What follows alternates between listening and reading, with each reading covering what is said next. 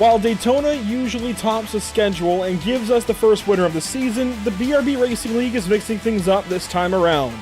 We opened back in Atlanta and visit Daytona tonight for round 11 of 18. The World Center of Racing will therefore play a pivotal role in who makes the cut for the BRB chase. Welcome to Pit Stop TV and to the virtual Daytona Beach, Florida. My name is Andrew Cardinale IV with Zach Murtis alongside, and it's a pleasure to join you for coverage of the BRB Buttkicker Cup Series. Tonight's coverage from Daytona is brought to you by the Buttkicker, by Ascendance Trucking, by Ideal Lease, by Sundance Pizza, and by Whiplash Sim Cams. Zach, it's good to have you back this week as per usual and visit the World Center of Racing this evening. Oh, we all know it. We can flash this track map up here quickly, but we know this place. It's near and dear to everybody's hearts. And boy, is it going to be a spectacular place to go racing this evening. Whether it's the 24 Hours of Daytona, the Daytona 500, the Pepsi 400 as was called back in the day, heck, even the motocross races they now are starting to do on the front stretch infield. It is always, and you know, we're WKA for Daytona Kart Week. I know you were here for that not too long ago, just Absolutely. about a little less than 2 months ago.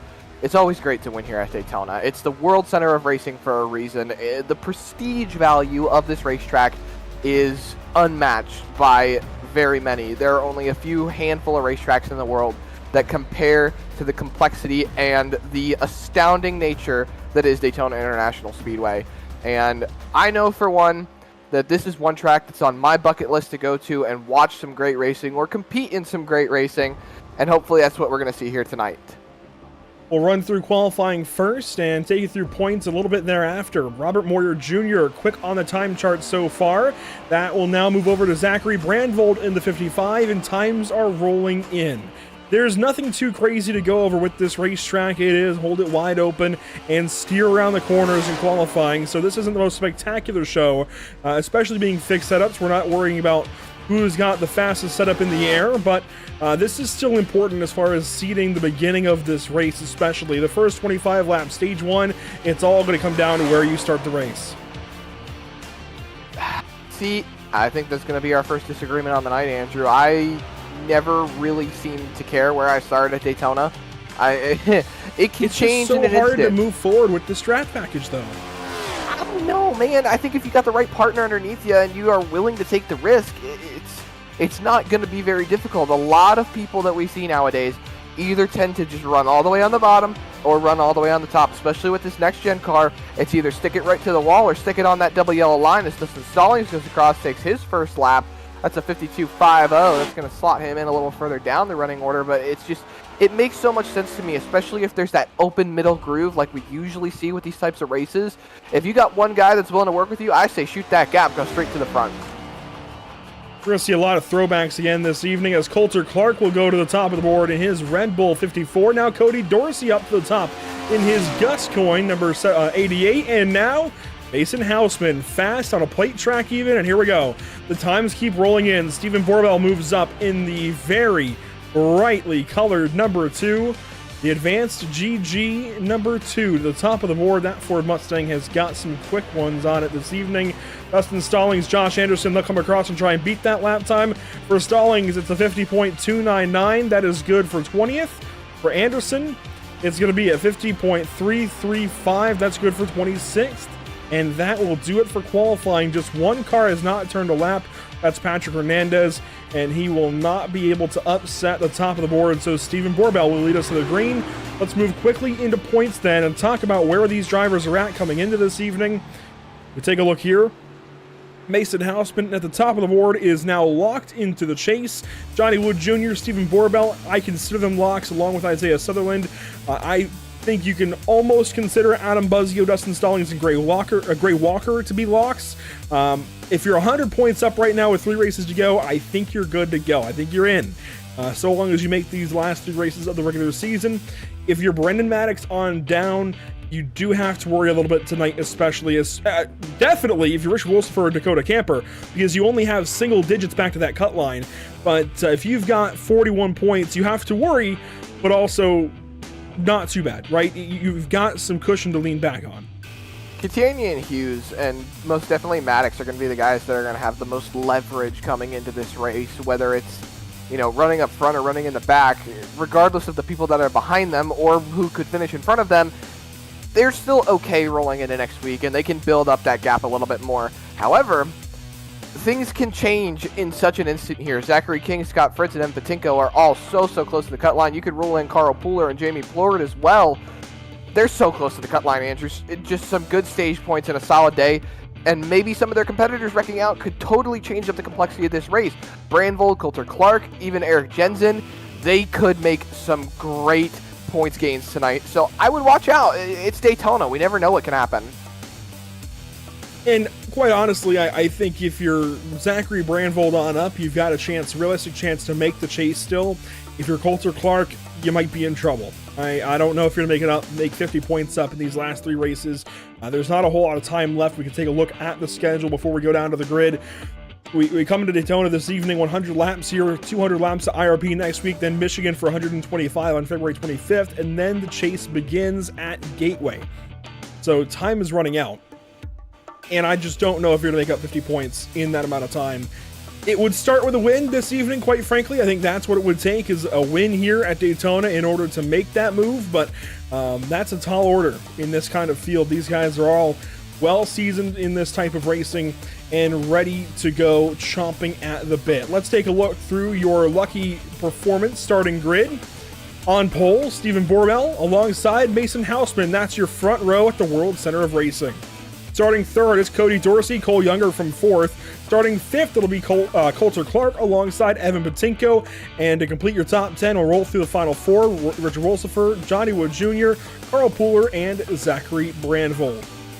Starting on the outside of top 10, you'll find Gavin Rogers and Cole Lewis. Gavin's making another start after his dominating win at the Red Bull Ring. Rolling off 13th and 14th on the starting grid tonight, you'll find Matthew Selby and Sam Dyer. That's a cool little throwback you see on Matthew Selby's car. Love to see it. 15th and 16th on the starting grid, you'll find Jason Bottoms and Zachary Maddox. And then 17th and 18th on the starting grid tonight, right to those 2 cars looking to make some headway. You'll find Scott Fritz and Jared Hughes. And then rolling off 19th and 20th in our 33-car field, you'll find Brendan Maddox and Nicholas Renner. Starting 21st and 22nd, you'll find Dustin Stallings and Adam Buzzio. 23rd and 24th will be Robert Moyer Jr. and Jamie Plord. Towards the back end of the field, Zachary King, Matthew Catania in the 26th spot, Josh Anderson 27th, Braxton Skinner from 28th, and finally Gray Walker and Dakota Bly to complete your top 30. Just a few more after that. Dakota Camper, Eric Jensen, Isaiah Sutherland, and Patrick Hernandez, your 34-car field.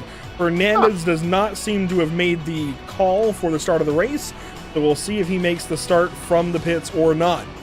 Race details brought to you by Whiplash Sim Cams. We take a look here. 100 laps, 25 lap stages 1 and 2, 50 lap stage 3, 5 change sets in the pit lane, 80% fuel, fixed setups, no fast repair, and 3 green-white checkers are available.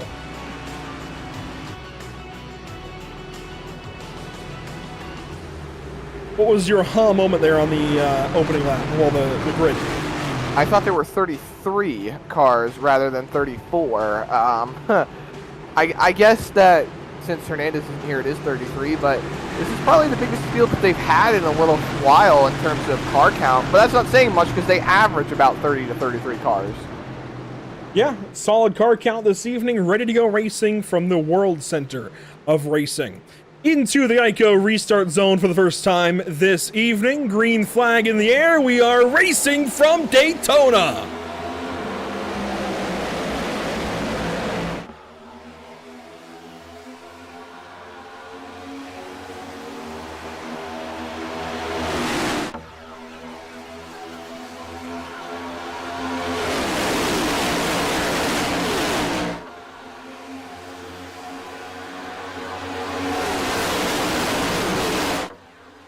Patrick Hernandez will make the call from the pit lane, so he will take part in this race. 34 cars total as we rip down the backstretch. Cody Dorsey giving a shove out to Stephen Borbell. They'll take over the race lead. Coulter Clark moves up into the top lane. He'll take over the top side ahead of Mason Houseman. Richard Wolsifer fills that gap on the bottom. Not sure why Coulter Clark would want to move up to the top line so early. He gave up a big run. Now the top 4 is still single file on that bottom line.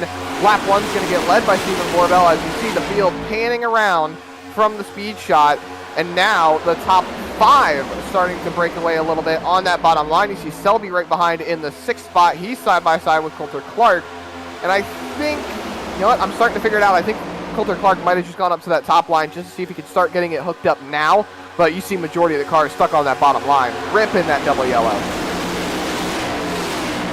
For the most part, the bottom seems to be the line of favor.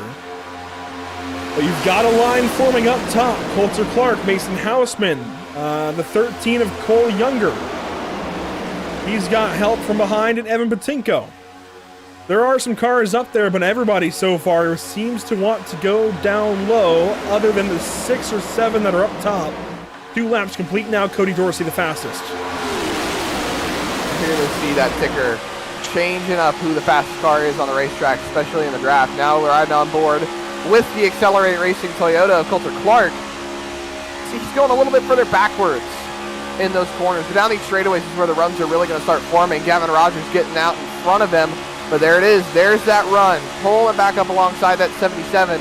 But if that top line doesn't hook up, Andrew, you're not going to see them moving forward like that very much. Rogers back in front through the corner, and they're just going to keep on losing. Here's Selby pulling up alongside.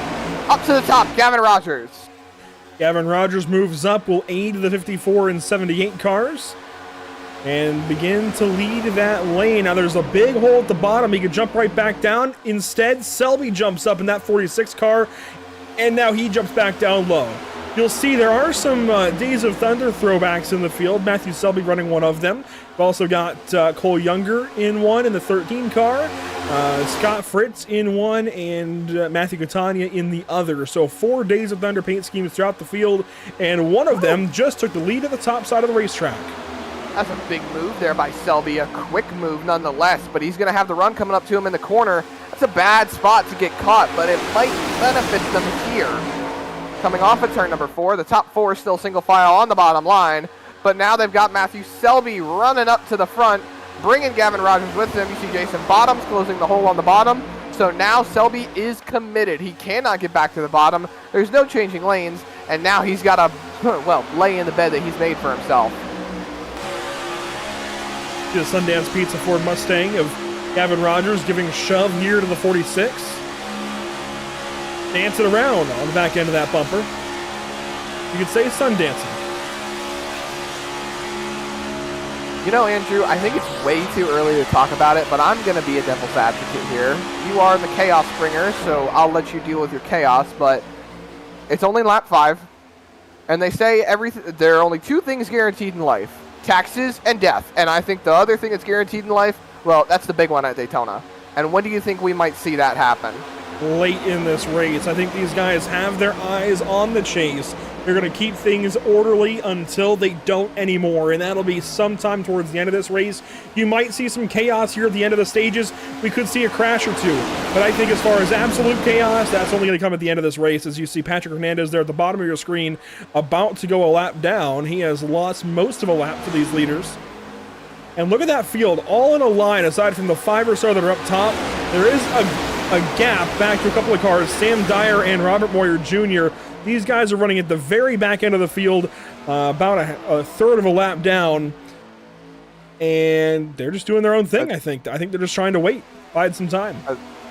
They're not fully in the throttle, are they? It didn't sound like they were. I mean, they are a ways back. Oh, they're riding in 5th gear, low RPMs. Yeah, they're in the throttle, I guess. Looking at the ticker, I just didn't expect them to lose so much time compared to the rest of the field. I mean, they're way back there. Jensen's in 30th. He's a little bit further down, but Sam Dyer, Robert Moyer Jr., they're 15 seconds behind. That's a long ways to be back on lap 7. Patrick Hernandez will go a lap down here on lap number 7 of 100. And 7 of 125, or sorry, 7 of 25 rather, in stage 1. It is not a 125 lap stage. That would be a little bit scary. Hernandez will go that lap down and let these guys go by in his Motul Toyota Camry.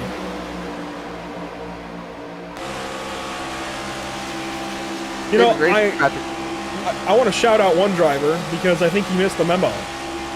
Mason Houseman running a special paint scheme this evening, one that we at least have not seen yet. It's got NOS on the hood, and I think he might have missed the memo that Jason Bottom's been running that NOS car all season long. You might be right on that one. However, it's a different look. You know, you got to give him credit. He switched it up a little bit. I'm not saying it looks bad. I'm just saying he's got he's making some claim there to what Jason Bottom's been doing all season. And if we find Jason Bottoms in that 87 car, he's actually running 5th place right now. He is running his throwback version of that paint scheme that he ran at Darlington 1 week ago. I'm a big fan of it. I like the look of that paint scheme, Andrew. It's got a nice flow to it. It's so simplistic, but it works. Gavin Rogers going to lead the top side, the field breaking up a little bit, and this is almost a classic kind of super speedway race where it's single file out front. You get a little bit of pack racing towards the back end of the field, but it's broken up, big time broken up, and I don't know if I like that or dislike that yet. I'm still trying to figure it out, but these guys are giving us a very unique look at racing at Daytona right now. Not at all what I expected. I expected these guys to be much more packed up and racing, chomping at the bit at the race lead. Bottom's going to the back on the top. Falls behind the renewal by Anderson Chevrolet Camaro of Donnie Wood Jr., fresh off a race win at Darlington a week ago. Talk about getting side drafted right there. Zachary Maddox and Brendan Maddox pulling that top line back to the front.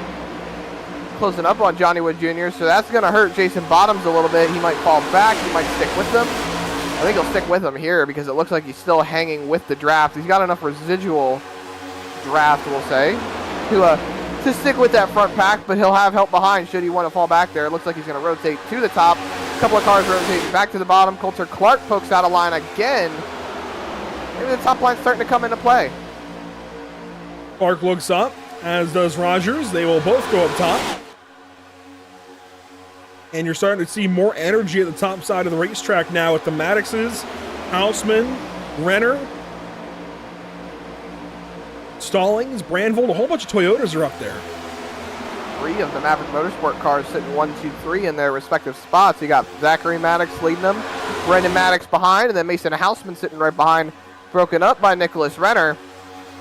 And then you see Dustin Stallings right behind Renner. So the top line still trying to come on in. Now you've got more cars rotating up top, fewer packs down low. This might start to turn into the outside line, becoming the dominant line throughout this stage, Andrew. They don't have to worry about gas. They don't really have to worry about tires.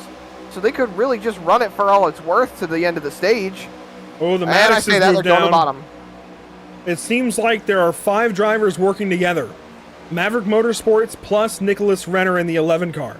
Renner's got no friends. He's got no teammates here. They all check up big time on the bottom, and they will hang on to it, but that was scary for a moment. Even Zachary King about got on the apron. That broke him up, though. Look at that. Gavin Rogers broke the Maverick Motorsports 3-car tandem. He slotted in right behind Brendan Maddox and Mason Houseman.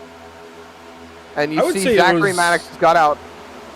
I would say it was 5 cars, because you've got the 3 Maverick Motorsports cars of Zachary Maddox, Brendan Maddox, and then Mason Houseman. Then Nicholas Renner sitting there. He's clearly working with them so far. He moved in an orchestrated move with them. We look at the number 11. There's Renner. And there's some noise around Nicholas Renner. Some teams may be wanting to get in on that number 11 driver. One of them, perhaps, Whiplash Racing. So stay tuned as to what that might entail. I know you certainly need the team points. Yes, we do. Yes, we do. Well, the Maverick Motorsports cars go fastest that lap, and they are moving up the racetrack. Zachary Maddox is going to pick up Matthew Selby. That's going to create a chain reaction. Brendan Maddox had to move down in order not to cause a crash. And there's the entire field working on the backstretch. Mostly single file. Just those 5 cars up top. You see Jared Hughes drop back to the bottom.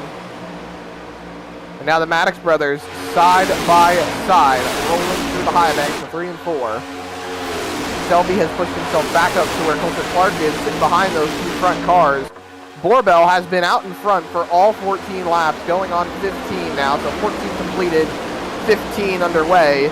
Dorsey, Wolsifer, Pooler, and Wood all sitting up inside that top 5. Then you've got Coulter Clark and Selby, and then there's the gaggle of cars, all racing tail to tail, nose to nose, side by side through the high bank. That group of cars that had fallen back earlier with Jensen and Camper and Sutherland and them, they have caught up, it looks like. Well, it looks like actually Jensen is still off the pace. He's back here in the 99 along with Dakota Bly and Braxton Skinner. So these three are off the pace from 3 different teams, but all trying to work back up to that field, including Isaiah Sutherland in the 24 car, who's still running that throwback paint scheme that I know you'll love so much. Oh, I do love a good Jeff Gordon throwback, but I think it's about time that we start touching on a couple of things coming to the end of the stage, Andrew. We've got 10 laps to go in this stage. Patrick Hernandez is sitting 1 lap down. He's the first car 1 lap down. But here's the kicker. The 2 cars that are sandbagging, Robert Moyer Jr. and, oh my goodness, who was the other Sam car Dyer. sitting? Sam Dyer, thank you. They're sitting about 28 to 30 seconds behind the leader. So they've lost about 30 seconds in, 16 laps? The last time we checked in on them, it was 28 seconds. I mean, all they need to do is lose about another 15 seconds, and they're going laps down too. That would hurt Patrick Hernandez. That would hurt one of them as well. They would have to race for who would be the lucky dog. Because one of them would get it, one of them would not. So that would be a less than ideal situation. They're going to have to get on it and try to hang on to this lead lap. Now, this is the bumper cam from Cody Dorsey's machine looking up at Stephen Borbell. And you know who sorely needs a win this season? Cody Dorsey? Stephen Borbell. Ah. He's been up in the top 4, top 5 of the standings all season long. Comes into tonight with no win. Let's bring that down. There we go. No wins. He's one of only 2 drivers in the top half of the chase field that have no wins. Himself and Adam Buzzio. And while we haven't said Buzzio's name at all yet, he runs back in 24th. He's kind of doing his own thing. Borbell has led all of these laps so far. He could really use a win tonight. He's locked in, though, at this point, Andrew. So yeah, but it's a matter of momentum. Well, you're not wrong. I can see where that would fall into play for that 2 car of Stephen Borbell. But hey, you know, the other thing, too, you've got drivers who really need to get some wins as well that are running up towards the front. You've got Coulter Clark, Matthew Selby. They're running up close to the front here. You've got Cody Dorsey, who's way down in the point standings. That, heck, a win could really turn his season around with 2 races to go. Want to reiterate, there are some questions out in the YouTube chat. 25 lap stages, stages 1 and 2. 50 lap stage 3 to the end. We are also tracking for this evening's Lucky Break of the Day. So far, nothing lucky has really happened. It's just been racing out here at Daytona. Nothing crazy has happened just yet. So we're still searching for that lucky performance break, Lucky Break of the Day. And we'll also keep tabs on this evening's NARL Driver of the Day. Remember, that vote will come up on YouTube here shortly in about 30 to 40 more laps. Right now, I know my vote. It would be Stephen Borbell. I think I've already got my first nomination of the day for Lucky Performance, Lucky Break of the Day. Do you? If they stay on the lead lap, I would nominate Sam Dyer and Robert Moyer Jr. for Lucky Break of the Day by staying on the lead lap with their sandbagging. That is a great big if. Now, here's the second pack. It's been noticed. Brendan Kennedy mentions it out in the YouTube chat. We've got 2 very distinct packs right now. The top 7, Borbell, Dorsey, Wolsifer, Pooler, Wood, Clark, and Selby. Then everybody else, it seems like. Zachary Brandvold leading that charge along with Jared Hughes and Gavin Rogers on the outside. Then Zachary King and Josh Anderson on the inside. That's going to change. There goes the 98 and 77. They drop down low of Brandvold and leave the Accelerate Racing driver. And will take over the bottom side of the racetrack.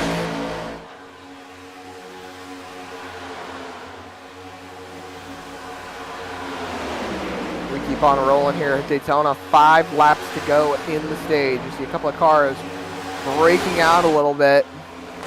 Moving around, get some air on the nose. I think there's one thing I forgot to mention, Andrew. We're at Daytona. The bump draft is always necessary here. Are you going to say it? Yeah, I'm going to say it. Don't push the pusher. Take a shot.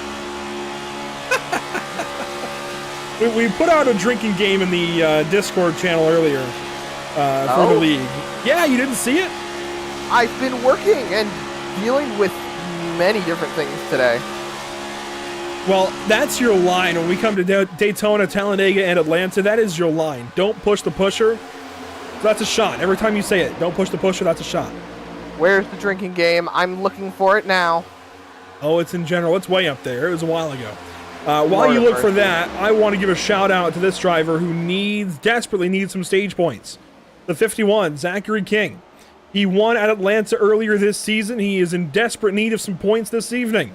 He really needs to get up on the wheel right now and get ahead of some of these cars here in this second pack and get himself some points to net going into the end of stage number 1. He needs these points very desperately. He's trying to race his way into the chase. He needs to do it here this evening. This is his best shot to get a leg up on some of his competitors, and sitting back here in the second group is not going to cut it. He's got to be out front this evening. Watch for car 51 to get aggressive later in this race. I'm counting on him. He's got to do it.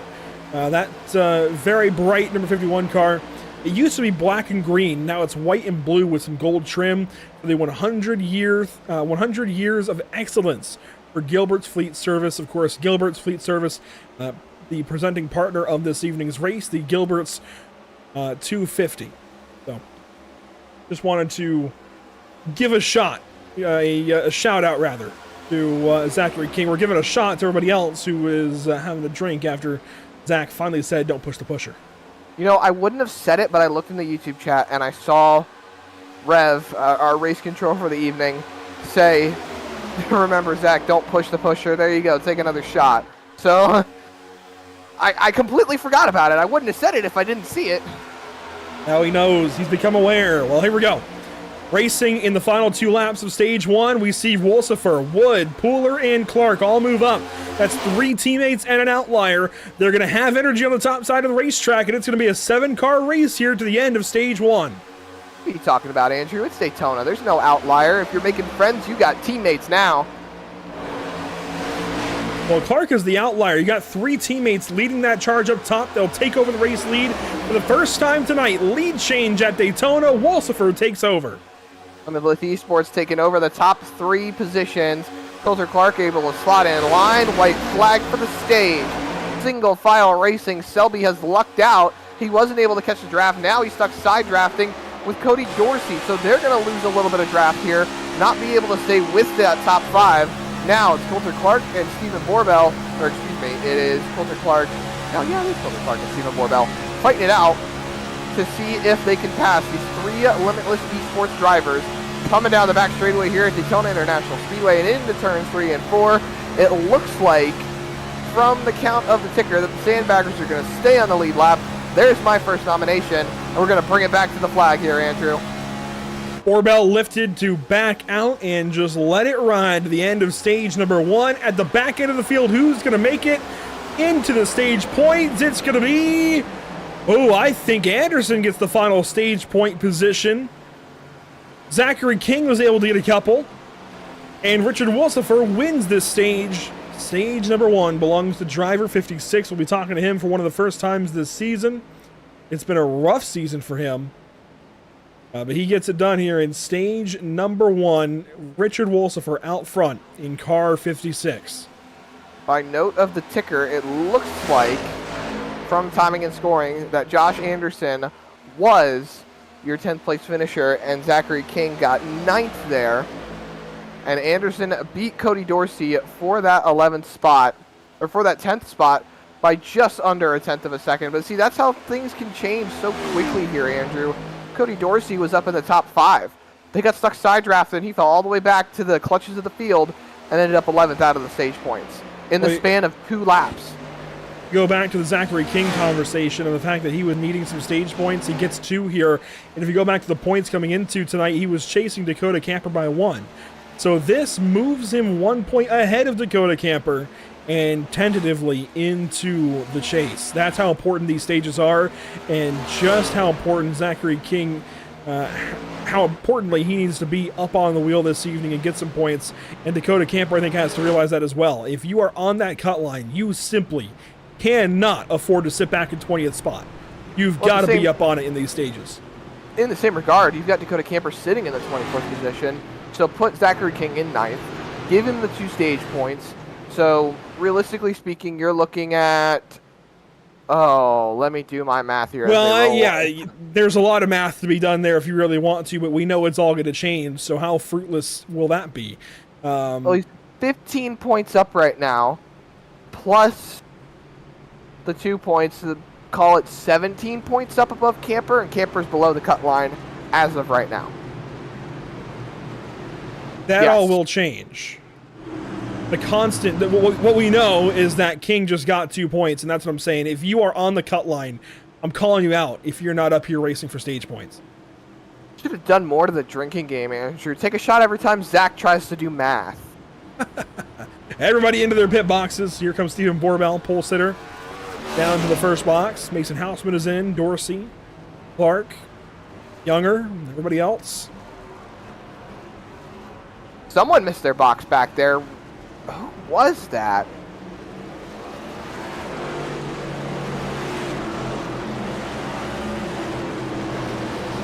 Jason Bottoms, apparently. Well, here we go. Richard Wolsifer will lead the field around under caution. He's the first car in and out of the pit lane. We'll be talking with stage 1 winner, Richard Wolsifer. And I just want to confirm, looking up at the Maverick Motorsports Discord channel, yes, Nicholas Renner is working with that team. Well, let's talk to Limitless Racing's Limitless Esports driver, Richard Wolsifer, with a stage win under his belt this evening. That's got to feel good to get some stage points, especially when you need it most at this cut line battle here at Daytona. But how good truly does it feel, Richard? Oh, it feels good. You know, I've been trying to have some really good races all season. It's finally good to show what we here at Limitless can do, and got a great team of guys here, and Carl really needs the points as well, so good to have him in third for the stage. And it was definitely a team effort there at the end of the stage, but how important is it to maintain that team effort throughout this race and keep you guys up front? Oh, it's extremely important here because you need the timing and you need the teamwork all at the same time to make the moves, you know, be accurate and be precise. We had a little bit of a mess up. I was trying to go high there coming out of 4-1 lap, and it just didn't work out. We kind of got shuffled out a little bit, but we were able to link back up real quick and then get that run coming out of turn 4 to take the lead.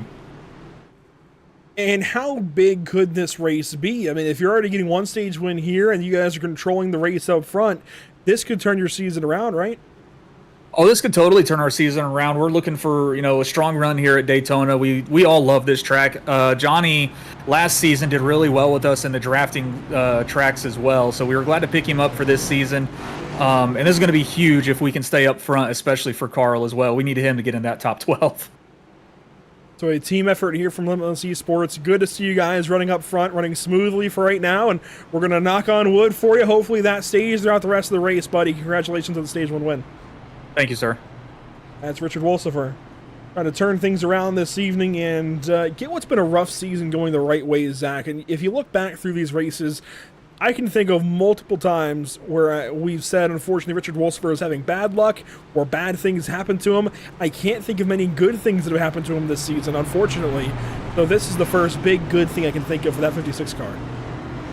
Yeah, I mean, he's looking forward to this from what it sounds like. I think as long as he keeps the pace up that he has right now, and they just keep working together, don't really get too overconfident about anything, there's a lot of great things that can go on for these guys. I mean, he just locked up 10 points. That puts him a little bit further up on the cut line. I mean, this is what he needs. This is how he needs to do it. And he's doing good. I say just keep it rolling. Let her fly. Let that sucker eat. It is Daytona, baby. There's a look again at the point standings coming into this evening. This already changing. Zachary King gets 2 points in stage number 1. That moves him 1 point up on Dakota Camper. Richard Wolsifer grabs 10 stage points. That's going to move him well above the cut line. So, A lot to Re-rack keep and in restack mind. 'em. Yes, a lot to keep in mind as we re-rack and restack this field. And get ready to go racing one more time in the Gilbert's Fleet 250 at Daytona International Speedway. Into the Geico restart zone. Green flag, back in the air at Daytona.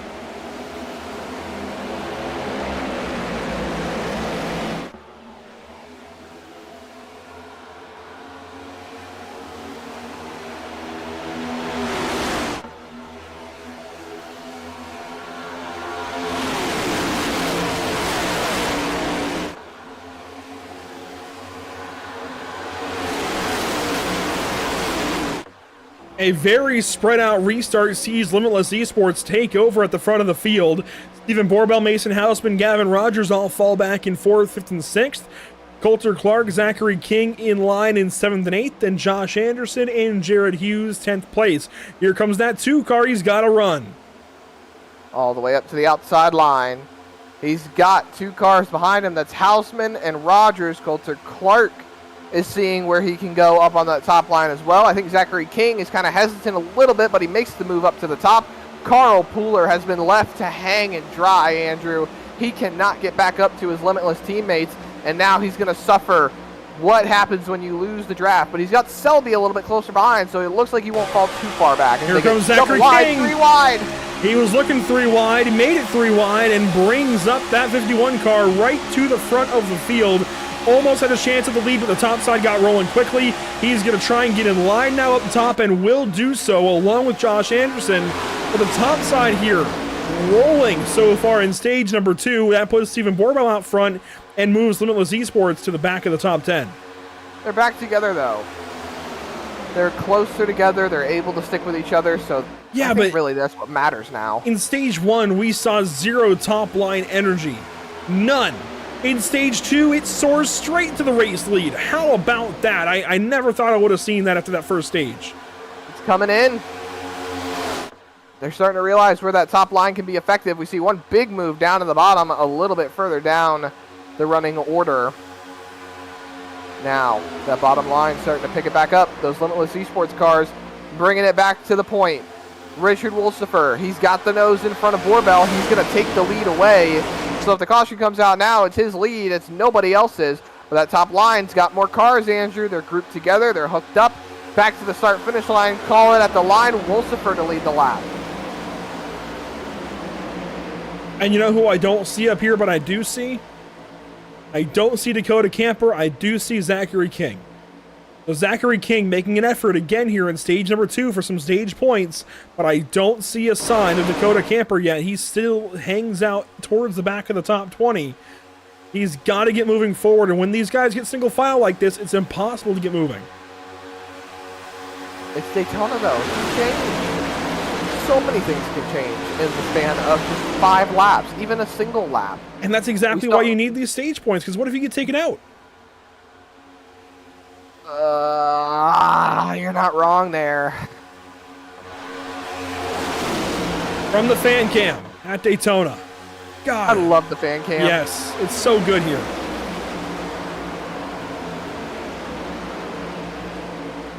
Into 1 and 2, rolling through the high banks. 5 cars up on the top line, broken up just a little bit. See Jared Hughes in that Pit Stop TV Ford Mustang. I feel like there's a couple of different colors. I'm used to just seeing that car base black and whatnot with just the Pit Stop TV logos on it, but I'm seeing some purple. Seeing some accents to those logos in that beautiful Pit Stop TV car. Here they come off of turn number 4, right to the action part of the racetrack through the tri-oval. Stephen Borbell with the lead up top. He gets pushed out there by Mason Houseman and the 77 of Gavin Rogers, and that'll be a new race leader at the line. Borbell back up to the front.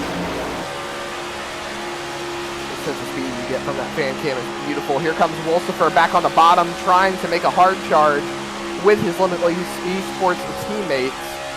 He's going to put the nose out in front of that 2 car, and he's going to take that lead away once again. Johnny Wood Jr. giving him the big push down the back straightaway. Just remember, boys, take another shot. Don't push the pusher. We should have made a counter for the evening. That's 3 so far, I believe. Don't worry, I'm keeping count. Richard Wolsifer. Maybe He's in playing control of Pied both Piper. lanes. Yeah, he was just moving up that time through the corner. Maybe playing Pied Piper a little bit. Moves back down and lets Borbell get a run up on the top side of the racetrack. So Borbell moves back up. Gets alongside of that 56 car. Here comes Mason Houseman along with him. And the fact that we're talking about Houseman again this evening just goes to show how good this guy really is. He can hang tough on a plate track just like anybody else. Dominates everything else. I mean, we're always talking about the 78 car. We're always talking about him. Yeah, I mean, he's our points leader, Andrew. He's Why the wouldn't only we talk driver about locked in. Oh, boy. Well, might have to calm down with the drinking game, Andrew. It looks like our race control is in on the drinking game. It needs to be a little coherent for what we have here at Daytona International Speedway. Things can change in an instant. Looking at you, Rev. Eyes on the track. Want to mention that in that first stage caution, we did get the 91 of Patrick Hernandez back onto the lead lap. So he will rejoin the field now and be able to race with these guys just like anybody else. So that's good for the 91. He's back in this thing. And maybe that becomes our Lucky Motorsports, Lucky Performance, Lucky Break of the day. Pretty good nomination, I'll say. But we're only 37 laps into a 100-lap race, Andrew. Anything can change, and it will. See a lot of them moving around here. And we're rolling up on 10 to go in the stage here. Not too much longer now. You see the separation between the packs. And now we've got a bit more of a fight. We talked about him, Andrew. Here he is. He's still hanging on. Mason Houseman takes over the race lead, over Stephen Borbell, over Richard Wolsifer. He's in control of both lanes now. He's completely clear. But that top line is powering back. Braxton Skinner's up here now, and he's trying to put his name in the hat.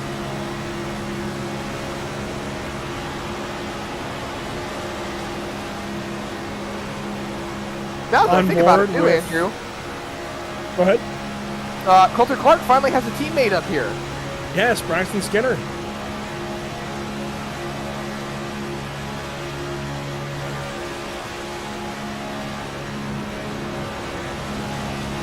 See them backing off a little bit. Letting that top line get a little bit further out in front. Oh! Hello, Gavin Rogers and Stephen Borbell have slotted in line in front of Mason Houseman. So now, Coulter Clark and Braxton Skinner didn't have that drafting help pulling them forward. And Skinner is falling way back. Oh man. Yeah. Looks like Skinner spotted in. Skinner fell way back, and he's back now alongside the 3-car Dakota Camper and the 24 of Isaiah Sutherland. He's falling even further back. He's going to have the CFM Esports drivers catching up to him. That's going to be Scott Fritz giving him some help, along with the 46 of Matthew Selby. The oh my 18. God. They're all in line. Yeah, all the Days of Thunder cars are lined up. Hang on, let's get a shot of this. There you see Scott Fritz in the 48. He's the leader of that group with Braxton Skinner right in front of him. There's Selby. Look at them, all 4 of them. They're a little broken up, but they were all in line for just a moment there. Saw Gray Walker jump up behind the 46. There's Catania and Younger. In the Rusty Wheeler and Cole Trickle throwbacks. To be perfectly honest, Andrew, they're all Cole Trickle. Well, the 46 and the 13 are Cole Trickle throwbacks. And you got Rusty Wheeler in the 18 and Rowdy Burns in what was the 52. But Scott Fritz is in the 48, so the 52, I think we're gonna let that you mean the 51? Yes, 51. Excuse me, 51. Well, Zachary King now leads the top side of the racetrack, and look at who has come up to meet him. That's silver number 3. A throwback for Dakota Camper is going to race alongside of that 51 down the backstretch. I called about enough times, and he's finally got up here. They must be listening, because Camper has risen to the occasion. He's alongside of Zachary King and racing for these points at the cut line of the chase. 2 spots up. So, with the stage points, if Zachary King finishes 1 spot in front, that would put him 3 points up, because 1 point for position. That would tie them. Yes. No? Yes, that would tie them 2 points up, put them 3 points up. Okay, I'm doing my math right.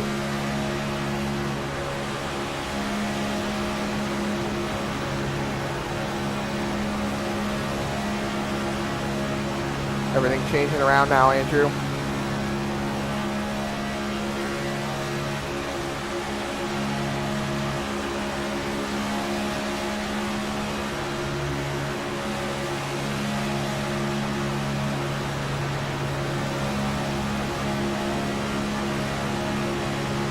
Riding on board with Dakota Camper, he rides in 14th spot.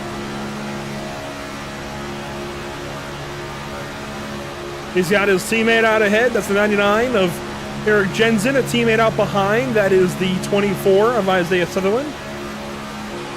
You see the 24 back behind him. And Camper has got one of the best looking race cars here. I tell you what, that is... I don't mean to be a sucker for a Dale Earnhardt paint scheme, but I'm a sucker for that Dale Earnhardt paint scheme. That silver number 3 has just got to be the best looking number 3 that ever run. I'm a sucker for a Jeff Gordon paint scheme, and I think that 24 car, Sutherland's the best looking car here. Hands down.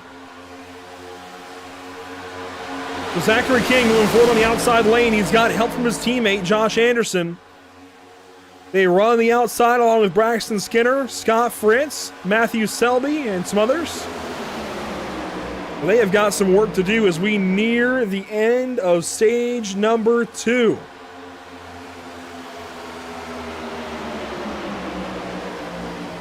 Moving back towards the front, that 51, a stage win would be beautiful. It'd be huge. To get that 50, it would be huge for that 51 car. Point him a little bit further forward. A lot of these drivers are all looking for these wins tonight, and Zachary King has already got a win. That's scary. He's pushed it 3 wide. Oh my goodness. Wowza.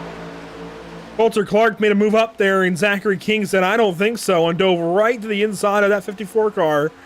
He wants to be leading this outside lane. He knows what's at stake.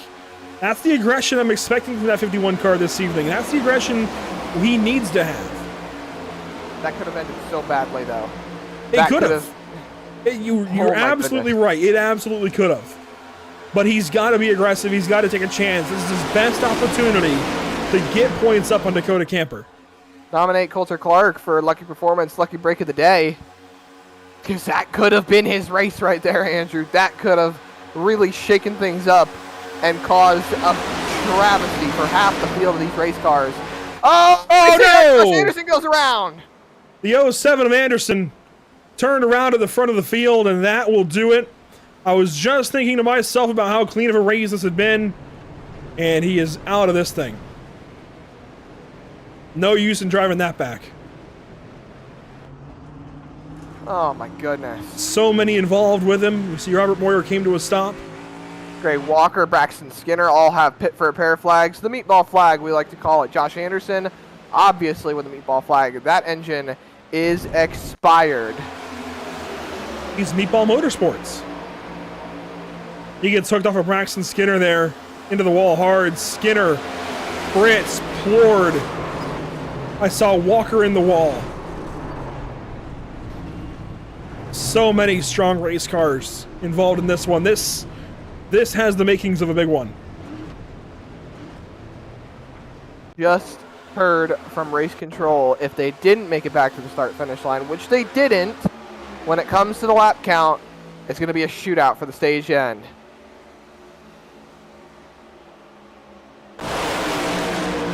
Let's watch this and slow it down.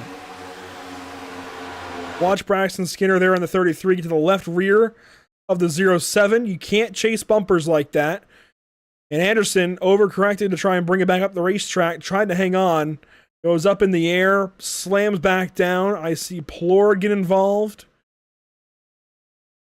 I see Coulter Clark down there, Scott Fritz, Isaiah Sutherland snakes on through. The 07, man, what a wallop to the outside wall. Do I have to say it? Can I say it? Selby involved. 3 of the 4 Days of Thunder paint schemes involved in one crash. Don't push the pusher. Yes. He was technically the pusher. You're not wrong. You see Anderson laying into that back bumper on that 51, and then they break apart a little bit, and Skinner is still laying into him. That's what shot him loose. And then there they go.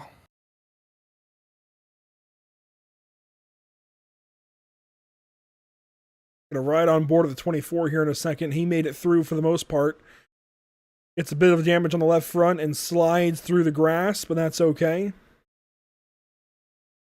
Look from your fan cam.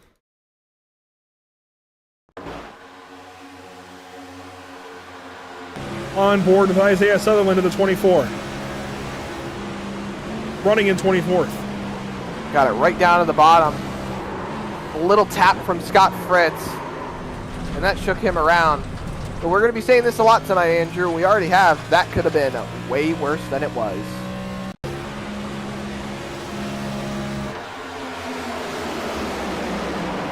Watch him snake through this.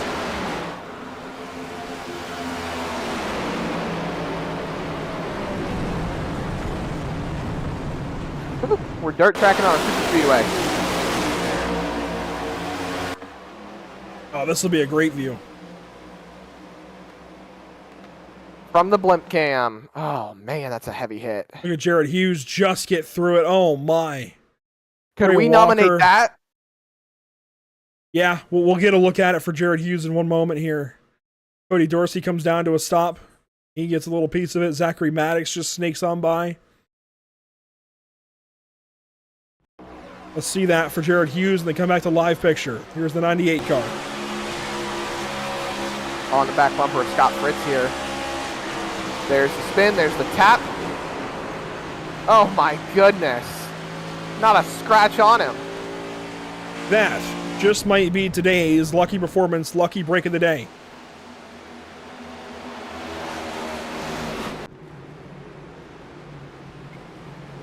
Now, something happened after the fact because he has got some left rear damage. Maybe he just got a tap from someone right behind him, or coming into pit lane or something. I don't know. It's not too bad. It shouldn't really affect him that much. That's the hope as the field is lined up, ready to go. For the most part, half the field pitted, half the field stayed out. That's going to leave a bunch of cars out front with old tires and fuel to battle it out for the end of the stage. I don't think it changes much as far as pit strategy in stage number 3. We'll find out. It should just be one straight up pit to the end in that stage. But time will tell. Want to take a look at what's upcoming for us here at Pit Stop TV briefly. Tomorrow night we head out to Gateway Worldwide Technology Raceway for the Sim Wrap Market Series. Now I know we said that last week. That race was delayed. There was an off week that was unexpected by us, expected by the league. So just a little bit of miscommunication there. But we'll be racing tomorrow night from Gateway. Then Sunday, we have the Intimidator here at Daytona. It's the major series on Pit Stop TV, the Americas region. We'll take on Daytona in the 1987 NASCAR Cup Series cars. The Ford, the Buick, the Chevy, the Pontiac. Yes, so many great looking race cars coming to Daytona, ready to do battle in the Intimidator. Green flag back in the air, 2 laps to go in stage number 2.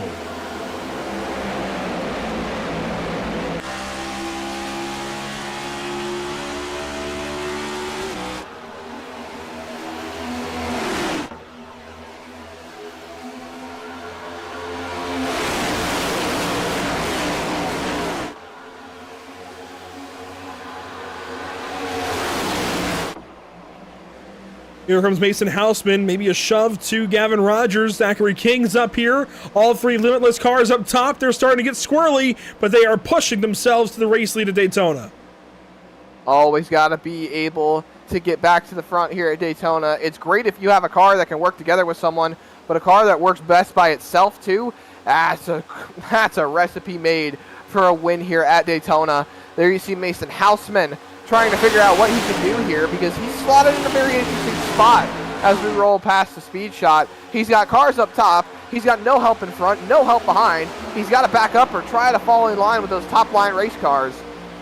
But up in front, it's the tandem draft working its wonders. Gavin Rogers and Stephen Borbell have pushed out to a big lead, but they're sitting ducks, Andrew. The pack is closing in on them, and they've got more cars than just, well, 2 cars out in front by themselves. I don't know if Rogers can hang on here. He might be able to shove that 2-car to a stage win. There goes Pooler. Big crash. Big crash. And Steven Borbell's going to take the stage win. I think that's all of your top 10 cars right there for the stage. Multiple cars involved in this one. Looking at, oh man. And King will get 2 more points on Camper. Patrick Hernandez, Jared Hughes, Nicholas Renner. Oh no. We'll recap the crash here in a moment, but there you see your stage 2 winner. Couldn't get it done in stage 1, gets it done in stage 2, Steven Borbell.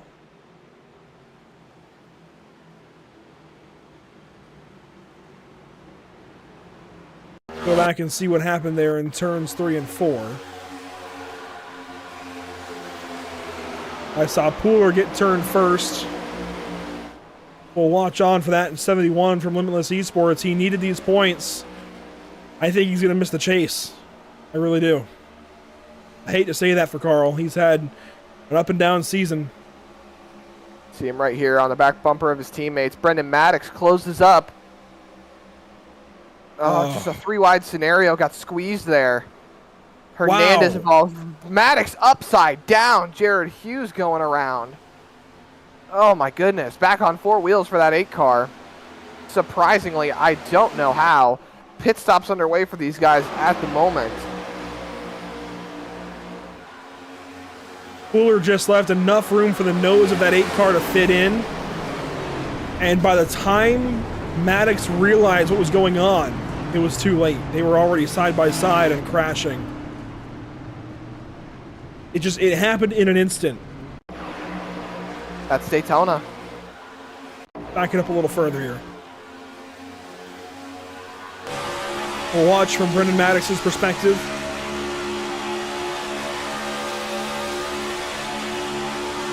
So right about here, he's getting a run. Looks to the... Doesn't really look to the inside. Maybe makes it through. I mean, maybe he was trying to make it 3 wide, but... Oh my gosh. What a ride. Yeah, Brendan Maddox just got deemed at fault for race control, so he will have to take the pass-through. But I think he's still in the pit lane, Andrew, getting damage fixed on that race car. I don't think he's really going to be taking a pass-through at any point in time. I mean, he's stuck there.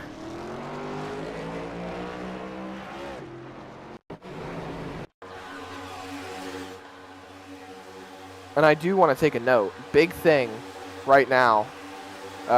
Carl Pooler is still in this race. He does not have a meatball flag. He's just getting damage fixed on the pit lane. I get as much damage fixed as possible. It could have been a lot more worse for wear than that 71 car really needed, but I think if you're so far below the cut line that you need to do everything you can to keep in this race, keep that points total alive. You don't know who else is going to wreck out of this race. Nicholas Renner, 2 for 2 on incidents tonight, had some damage already involved in this one, and that's going to be the end of his night.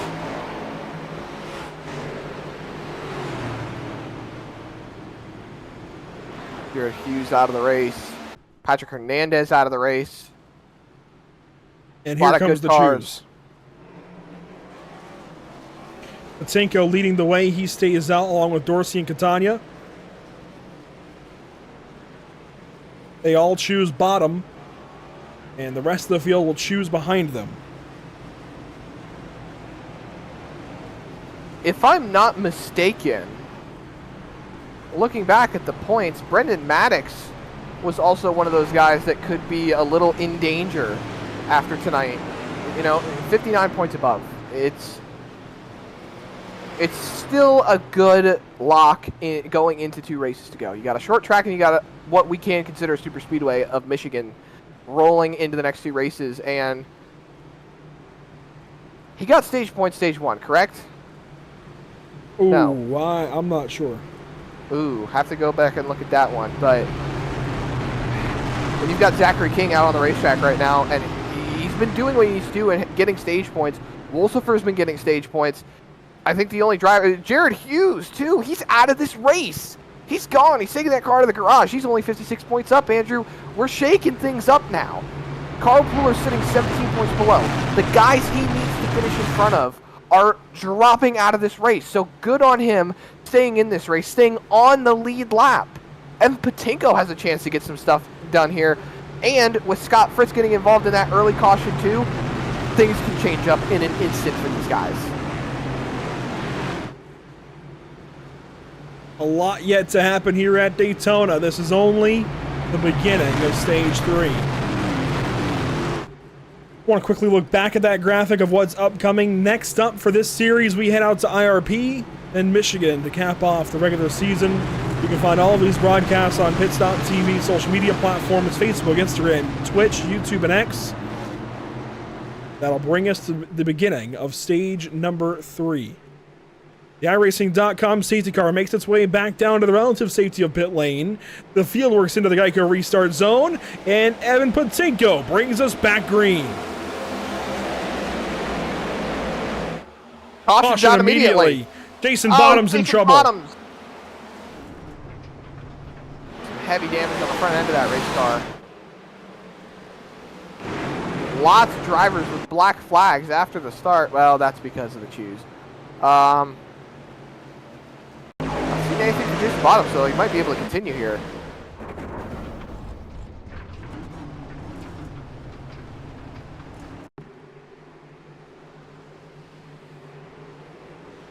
Just a checkup, and he ends up getting hit, I'm going to assume, by Selby.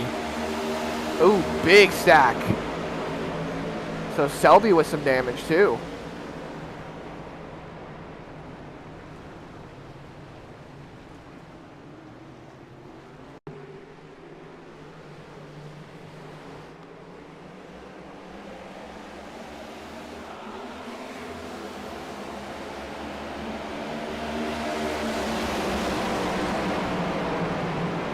There you see it for Jason Bottoms. The pace car immediately dispatched back onto the racetrack.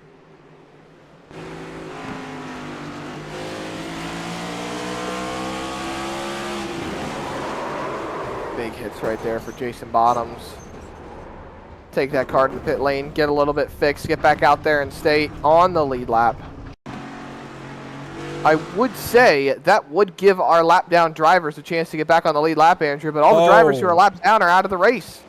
I see where that all started. That started with Robert Moyer and Dakota Bly. They each were giving large gaps.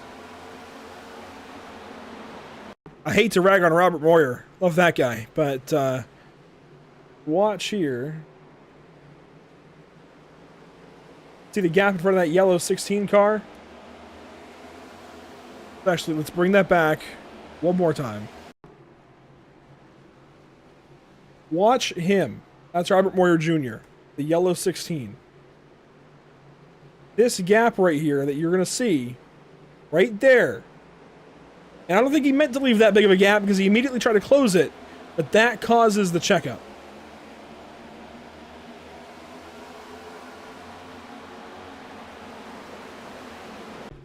Unfortunate circumstances. Daytona giveth and Daytona taketh away.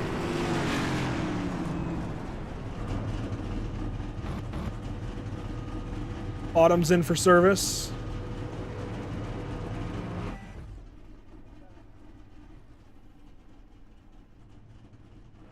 He will, I'd imagine, take all the time he can here under this caution.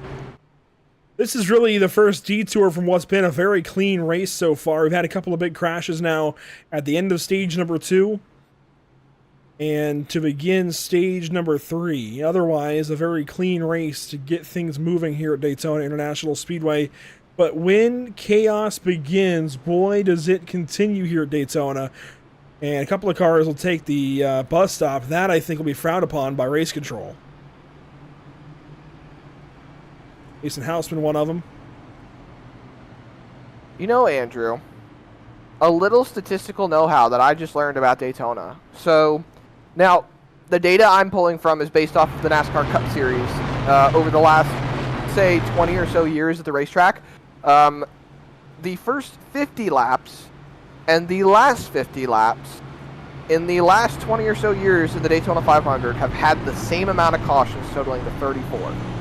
And based off of statistical data, when it comes to how many cars are left running at the end of the race, you are realistically, and I don't know how this plays in for this series, 15 times more likely when you come to Daytona to wreck your race car than you are to finish the race.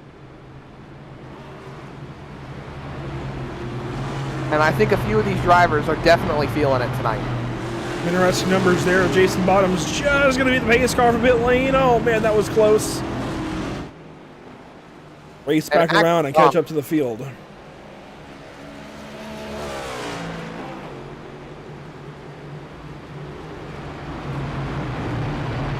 I want to give a big shout out to all our partners with the series, the Buttkicker, Ascendance Trucks, Ideal Lease, and Sundance Pizza.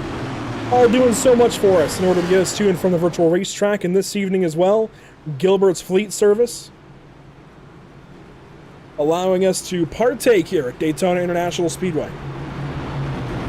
A shout out to our partners here at Pitstop TV, Whiplash SimCams, ATVO, CC's Business, Cody Williams Design, and Lucky Performance, and now North American Racing League.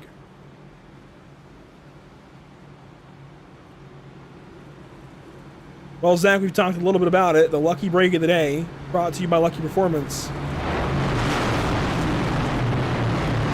Jared Hughes was initially in that conversation. I think because he was immediately involved in a second crash, we might have to look for something different.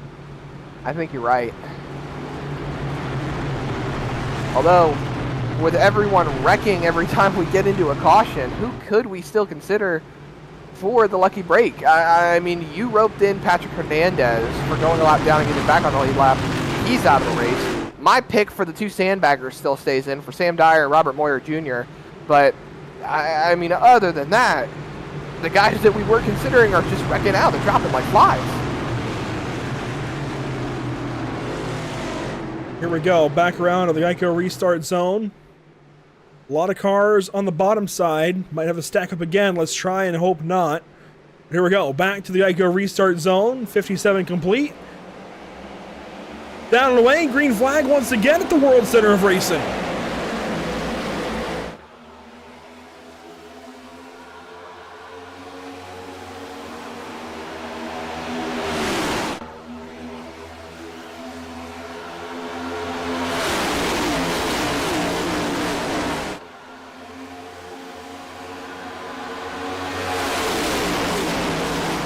Down the Daytona Super Stretch. Is it the Daytona Super Stretch? I thought that was just Talladega. Oh, it's the Daytona Super Stretch, man. Oh, I didn't know that. Oh, my goodness. Teammates out front, Evan Patinko, Cody Dorsey, they will lead the way off of turn number 4. And they complete the first lap, first proper green flag lap of stage number 3. There's one driver that could point his way in with a win here tonight, Evan Patinko. I think, he's only sitting about 11 points down on the cut line, Andrew, with Zachary King getting 2 more points. That puts him a little bit further up, but, I mean, hey, King is currently sitting 10th. So there's definitely a points gain there for Patinko. Cody Dorsey could get some solid points here as well. He's sitting a little bit further down the cut line, I think a little bit more than 60 points back, but there is totally the option to be able to just get these big name points that Patinko could use to his advantage as Gavin Rogers pulls him back on the outside line.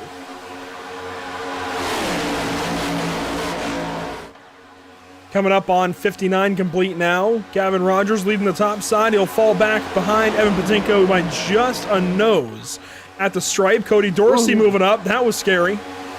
I thought he just got pushed out of line right there. I think he might have, and that completely unseats all of that energy down low. Energy is important here at Daytona. You've got to have momentum moving forward. You've got to be in a line, keeping things nice and tidy in order to go forward. As soon as you start moving around, as soon as you start having to lift because you're out of line, that's when you go backwards in a hurry. And that lift from Cody Dorsey, that's going to be a problem. Now the blink from Cody Dorsey, that's going to be an even bigger problem for that bottom side of the racetrack. Patinko trying to get the nose back out in front. He's looking to take this race lead away from Gavin Rogers, but Rogers is going to power up top with that high line draft. He'll lead the lap here at the start-finish line. Maybe, I believe that was Gavin Rogers at the line. I think the ticker switched over right after they crossed it. Yep. No! They were tied at the line. Oh my goodness. But Rogers did lead the lap. When it goes down to the 10,000th of a second, that's impressive.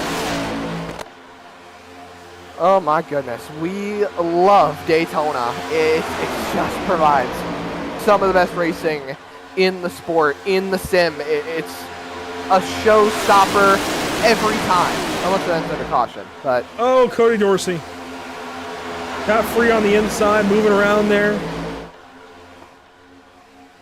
He's having some troubles just trying to stay in line right now. He was so good earlier behind the 2 car of Borbell, and now Wolsifer shuts the door on Patinko along with Rogers and Borbell. They all move down to the inside lane and will now control the very front of this field from the bottom side of the racetrack. Wolsifer's broken up with his teammates now too, Andrew. He doesn't have the help that he did earlier. He's got Carl Pooler 9 seconds off this pack, separated by quite a bit. Johnny Wood Jr. is the only other teammate he's got up there at the moment, but Johnny Wood Jr. sitting in 8th, going on 9th. He's fighting with Mason Houseman right now on that bottom line. And then you got Wolsifer, who's sitting 3rd. I mean, even though they're still on the bottom line, Andrew, there's 4 cars separating them. So their whole thing that they had together is all just broken up now.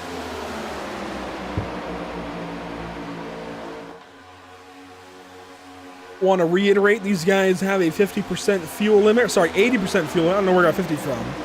Maybe that's a 50-lap stage, but it's an 80% fuel limit, meaning we will see absolutely 1 pit stop in this stage, whether it comes under green or under yellow.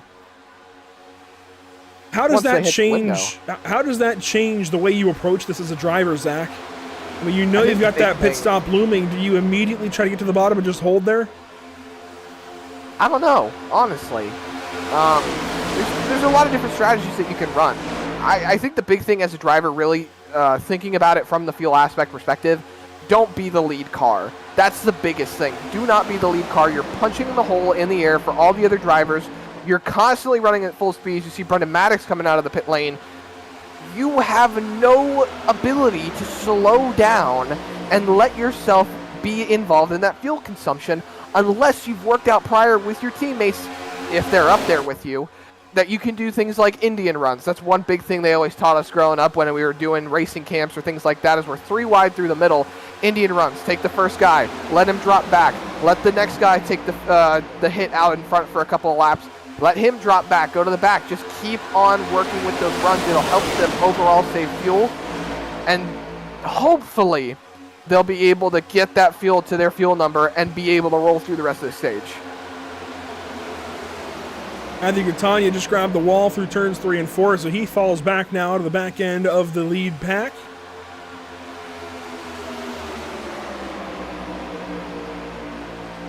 When we come back around, we'll have about 35 to go, which is somewhere around the extent of what these guys can do on fuel. I don't know what the number is exactly. On a full tank, it's about 35 to 40, maybe 41 laps. A little bit over that. So I would think these guys would be pitting anywhere close between 30 and 25 to go. That would be the optimal number to keep them in a spot where if we have a green-white checkered, when you're at Daytona, you can usually expect a green-white checkered finish. The big thing for them now is just staying in line, which is difficult to do sometimes. You see them all moving around back there, Andrew. It's a common thing we all hear over the radio: hold your line. I don't think a lot of people understand how hard it is to hold a line at Daytona going 200 miles an hour.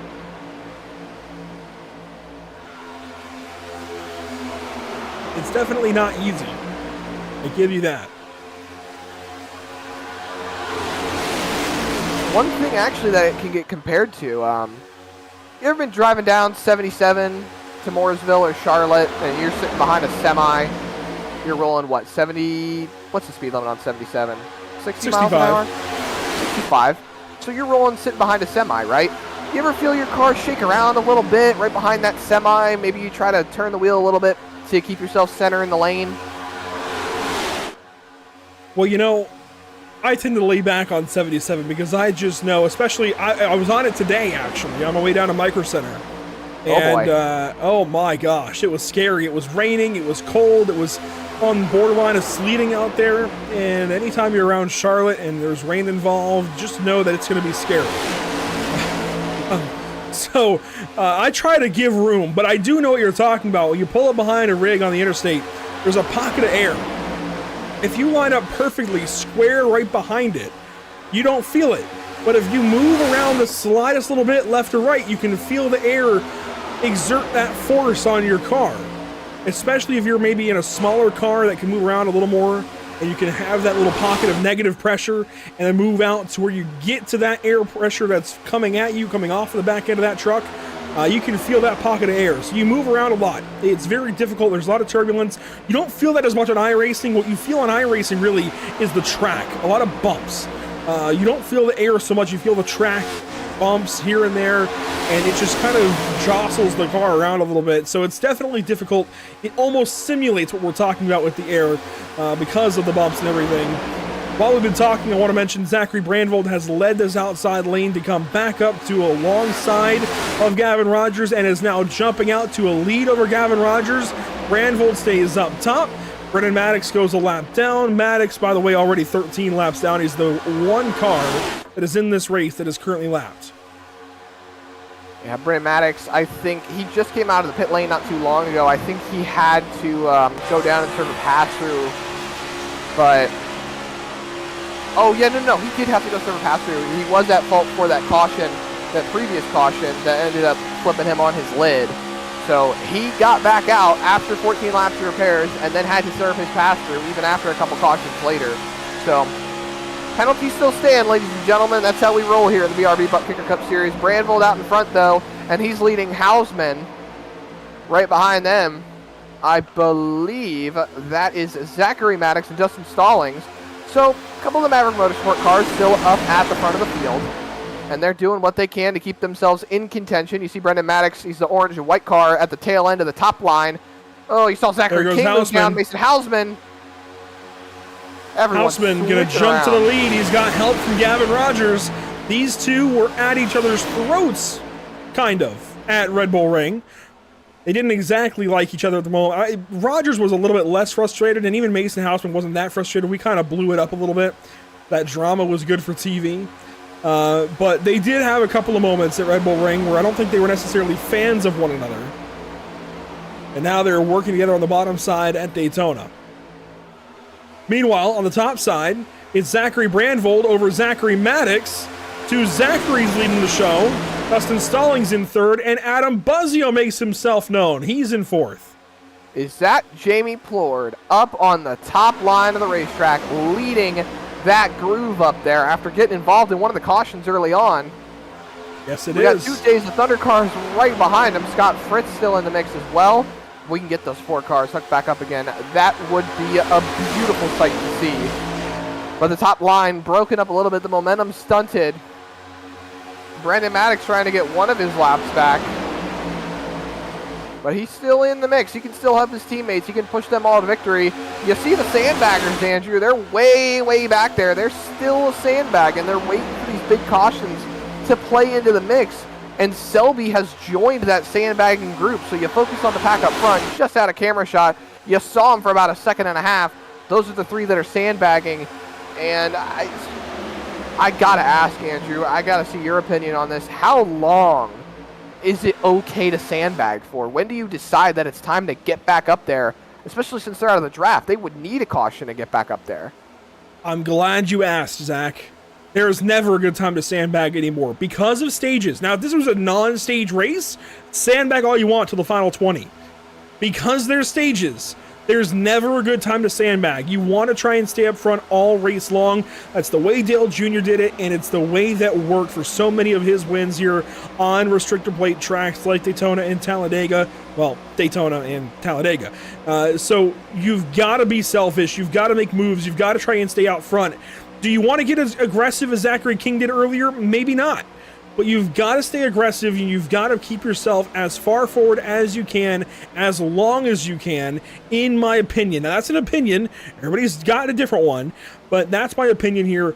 You really can't sandbag these days. 25 lap stages, that's not very long, as Brandville looks to the inside of Plord, trying to stick his nose down there, won't find a hole, gets shut down on him, and the Days of Thunder cars will lead the show at Daytona. Younger and Catania take over. They bring Brendan Maddox along with. He's a lap down. Sorry, but I don't think Younger and Catania are here tonight. I think they ended up skipping. I think that's Cole Trickle and Rusty Wheeler up at the front of the field right now. Well, I want to mention we are coming up on that time of the day, NARL Driver of the Day conversation. And Zach, I'm going to give you the floor for your first nomination of the day. Oh my gosh, no, not this time. You gave me the floor the last couple of times, Andrew. You take your pick. I'm still working on mine. I always do that. I always give the floor to second place here in the booth. Right. Well, I'll let you live this one down. All right. I'm going to take Stephen Borbell. He led all of that first stage, stayed out front, played very nicely in the draft, but then was upset. What did he do in stage 2? When he couldn't get the win in stage 1, he came back out and won stage 2. That is a power move to me. Stephen Borbell gets my nod. He's one of my nominations for driver of the day today. Well, that's definitely going to help his points total, being one of the drivers in the top 6 that do not have a win on the day just yet. And I'm going to take a shot out of left field here. I'm going to go with Evan Patinko. Patinko has been solid for the most of the day. He hasn't really been in the conversation much, Andrew, but he's done really good to keep himself in contention. He's a little bit further towards the back of the pack right now. He's just riding, but he was up here leading laps. He's doing what he can to point himself into the chase. He's got a chance to make it happen, and I think he's doing everything he can to make it happen. And I think the only other driver that I would really consider for driver of the day, my second pick, honestly, if I'm speaking realistically or if I'm just being a bit of a daydreamer here, I'm going to go with Isaiah Sutherland. He's one of the other drivers who hasn't really been in the conversation for the day, but he is coming off of a great run at Darlington. He is excited that he's finally out here finishing some races because he had a 3-week stretch of bad runs, and he's been up inside the top 10. He's been rolling. His pit stops are getting underway. Like I said, Andrew, 25 lap mark. So Isaiah Sutherland gets the nod here from Zach. While we expect pit stops to ramp up here, there were a couple there. Catania, Younger, and Fritz all pitted. I'm going to get my other pick out of the way, and that's going to be the 51 car of Zachary King. He made the most of those stages a little bit ago and got those points early in this race when he needed to. He is my nomination, one of my nominations here for driver of the day, as the entire field tries to get down to the inside, and Zachary King is going to be left out. Getting shoved out, left to hang and dry. You see them all rotating to the bottom. There's a gap behind Stallings. He's got to shoot for it. Buzzio's closing it up. It's going to close too quick. He's got to take it. He's got to take it. And yeah, Buzzio, I think, let him in.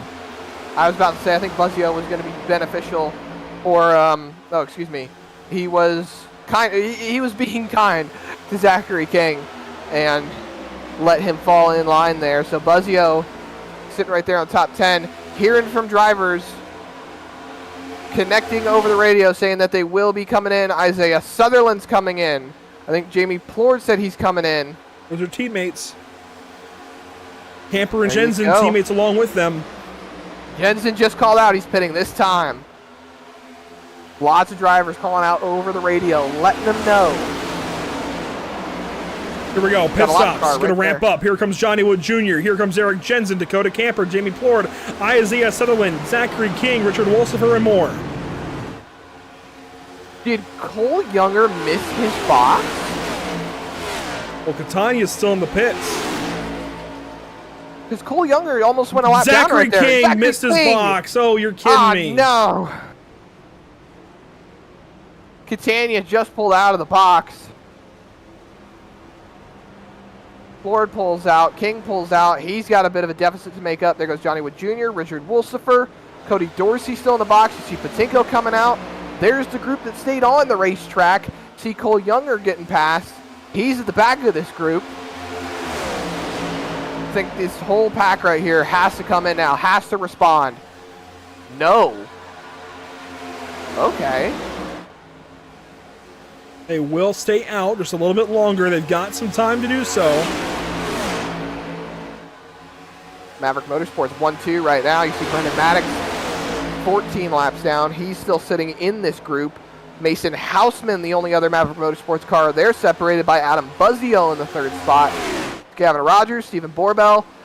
I like this, though. I like the differing strategies at Daytona. I like seeing how these guys pair up, who they want to work with, and where they want to go to figure out the best strategy that's going to work for them. If you know there are guys that are on the same fuel number as you, it just makes the most sense to pit with them. Even if they're not your teammates, and I know that's going to turn a little heads, even if they're not your teammates, it's best to pit with the guys that are closer on the fuel number than you are.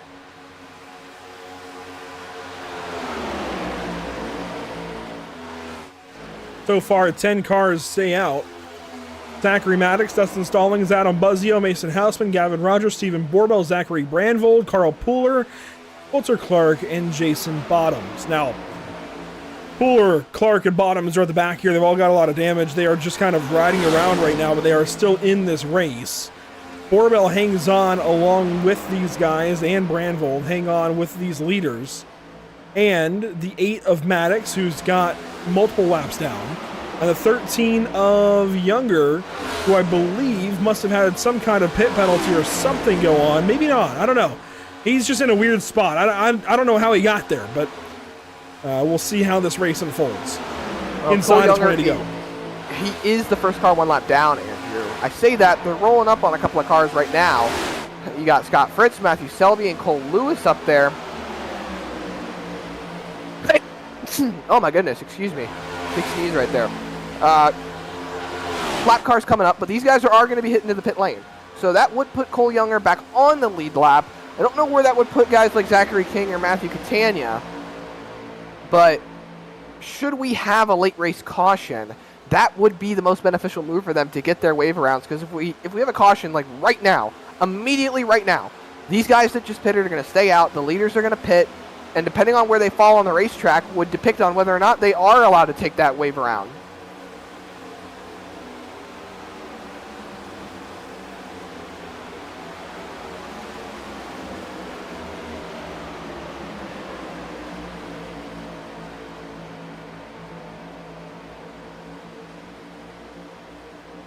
Still waiting to see, though, when these guys decide they want to take it into the pit lane.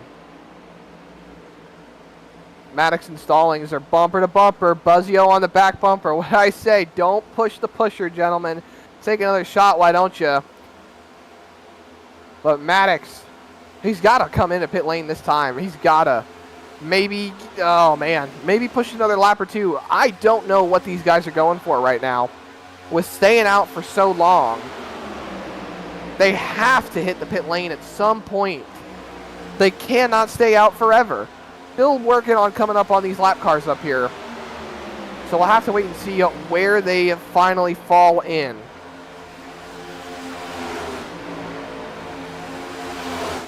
Watching Zachary Maddox, Dustin Stallings, Adam Buzzio, Mason Houseman, Gavin Rogers, your top 5. They've got to pit soon, but when exactly do they have to pit? They're at 30 laps so far as of this lap.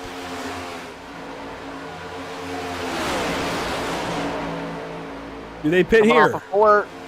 No. Oh my goodness.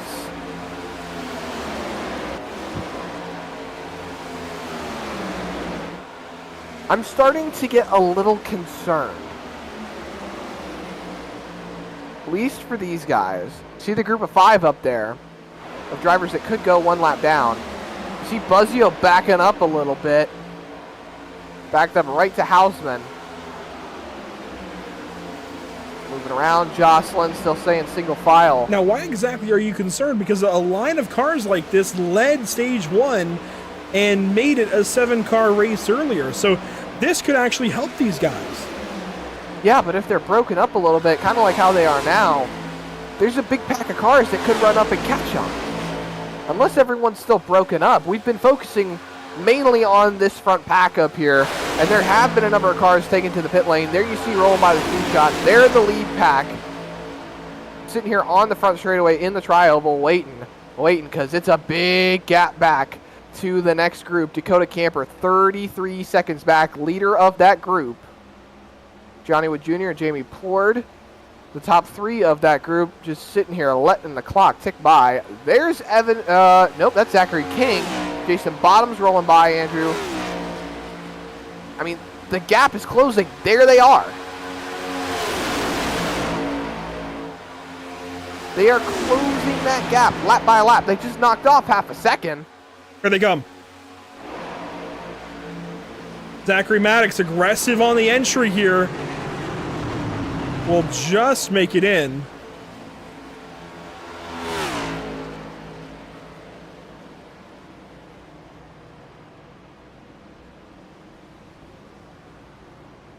Don't miss your box, gentlemen. Slot it in nice and easy.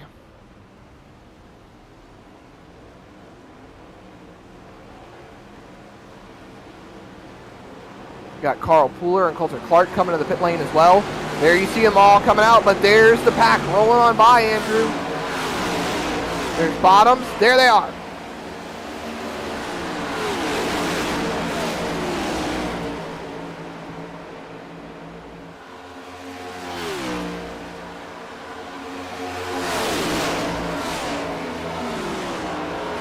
Look at that. Look at the difference there, Andrew. Look at how far Zachary Maddox is compared to these 6 cars rolling up at the top of the field. This is going to be a game changer now. This is going to change everything. Not to mention the fact of Dakota Camper, the guy we've been talking about that needs to finish in front of Zachary King, needs to keep himself in a good standpoint. He's the race leader now. This is the thing that you've been talking about, Andrew, the thing that we've been discussing the whole race. There's Zachary King. He's going, I believe he's going 1 lap down right now. Yes, he is. Zachary King is actually 2 laps down, excuse me. That 51 car needs to catch a bit of a break here. The only cars 1 lap down now are Matthew Catania and Jason Bottoms. So those guys looking to get back into a good standpoint as this race goes on. But this front 6 now, everything could change as the race moves into its dying stages. We are just above 10 laps to go. 12 right now at the line. I mean, this really could start taking a turn as Maddox leads that second group, Andrew. They're trying to catch back up and bring this race back to them. There's Zachary Maddox and Dustin Stallings leading the way in field number 2, if you will. The gap ahead to Wolsifer, 6.3 seconds. Wolsifer tagging on to the back end of that lead group. They got a couple of cars right up there in front of them that they could start getting a bit of a draft off of. Look at Stallings laying into that bumper. You know what I like? Clark? You know what I like What? that I see here in this top 6? What's that? The numbers are in favor of a new race winner. 4 drivers without a win, 2 drivers with a win. Those 2 drivers being Johnny Wood Jr. and Isaiah Sutherland. But 4 drivers in this lead group that don't have a win. Dakota Camper, Jamie Plord, Eric Jensen, and Richard Wolsifer. How aggressive is Wolsifer going to be? He's got a teammate in this group. He could link up with Johnny Wood Jr. The complexity of Daytona. Always producing different race winners. You never know what's going to happen at the famed super speedway, the High Banks. This track has been around for almost all of NASCAR's inception. And we've seen so many different winners, so many new drivers etching their face into the Harley J. Earl Trophy. Almost mixed that up there a little bit. Here comes Johnny Wood Jr. looking around. He's poking around. Gotta keep air on the nose. Can't let that engine overheat. We've seen it all too many times. Got a One lap car moves out of the up. way. That's Carl Pooler. No, going another lap down. Thankfully for that 71 car. That'll actually be his first lap down. That's surprising. Yeah. Well, I'd more so been talking about he had been laps down before today. But he's going 1 lap down now. That puts him as the free pass car. So if the caution should come out, oh, no, excuse me, Coulter Clark has just passed him. So that puts him as the first car 1 lap down. So Carpooler would need to take a wave around, which he could do. They've all gotten their pit stops, Andrew. But he's still in front of cars that he needs to finish in front of. He's in finish in front of. He's in front of Zachary King. He's in front of Matthew Catania. He's in front of Jared Hughes. So there's still a points game for him today.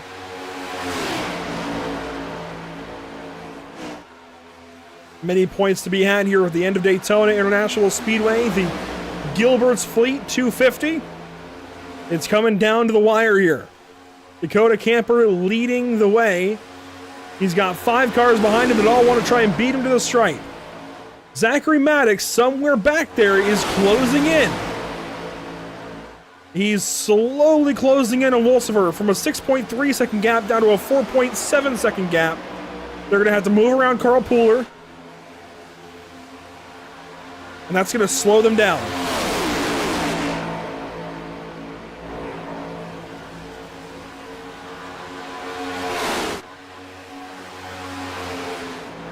That really slowed them down big time.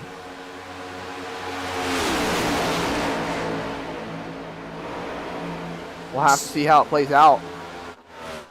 I mean, they lost some time. Well, Maddox is only 5.3 seconds back now. They're closing in. You think they're going to catch him, Andrew? You think they're going to run out of time? I don't think they've got enough time, but time will tell. What is that? I don't think they're going to get there. It might be. Maybe it's a riddle. I don't know. But we'll find out here shortly exactly what's going to happen.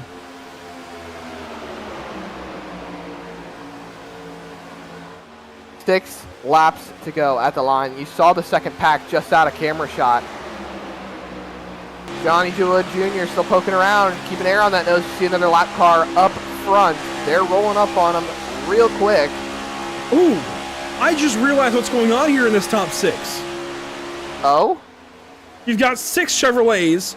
4 of them, count them 4, are from Racers for Christ.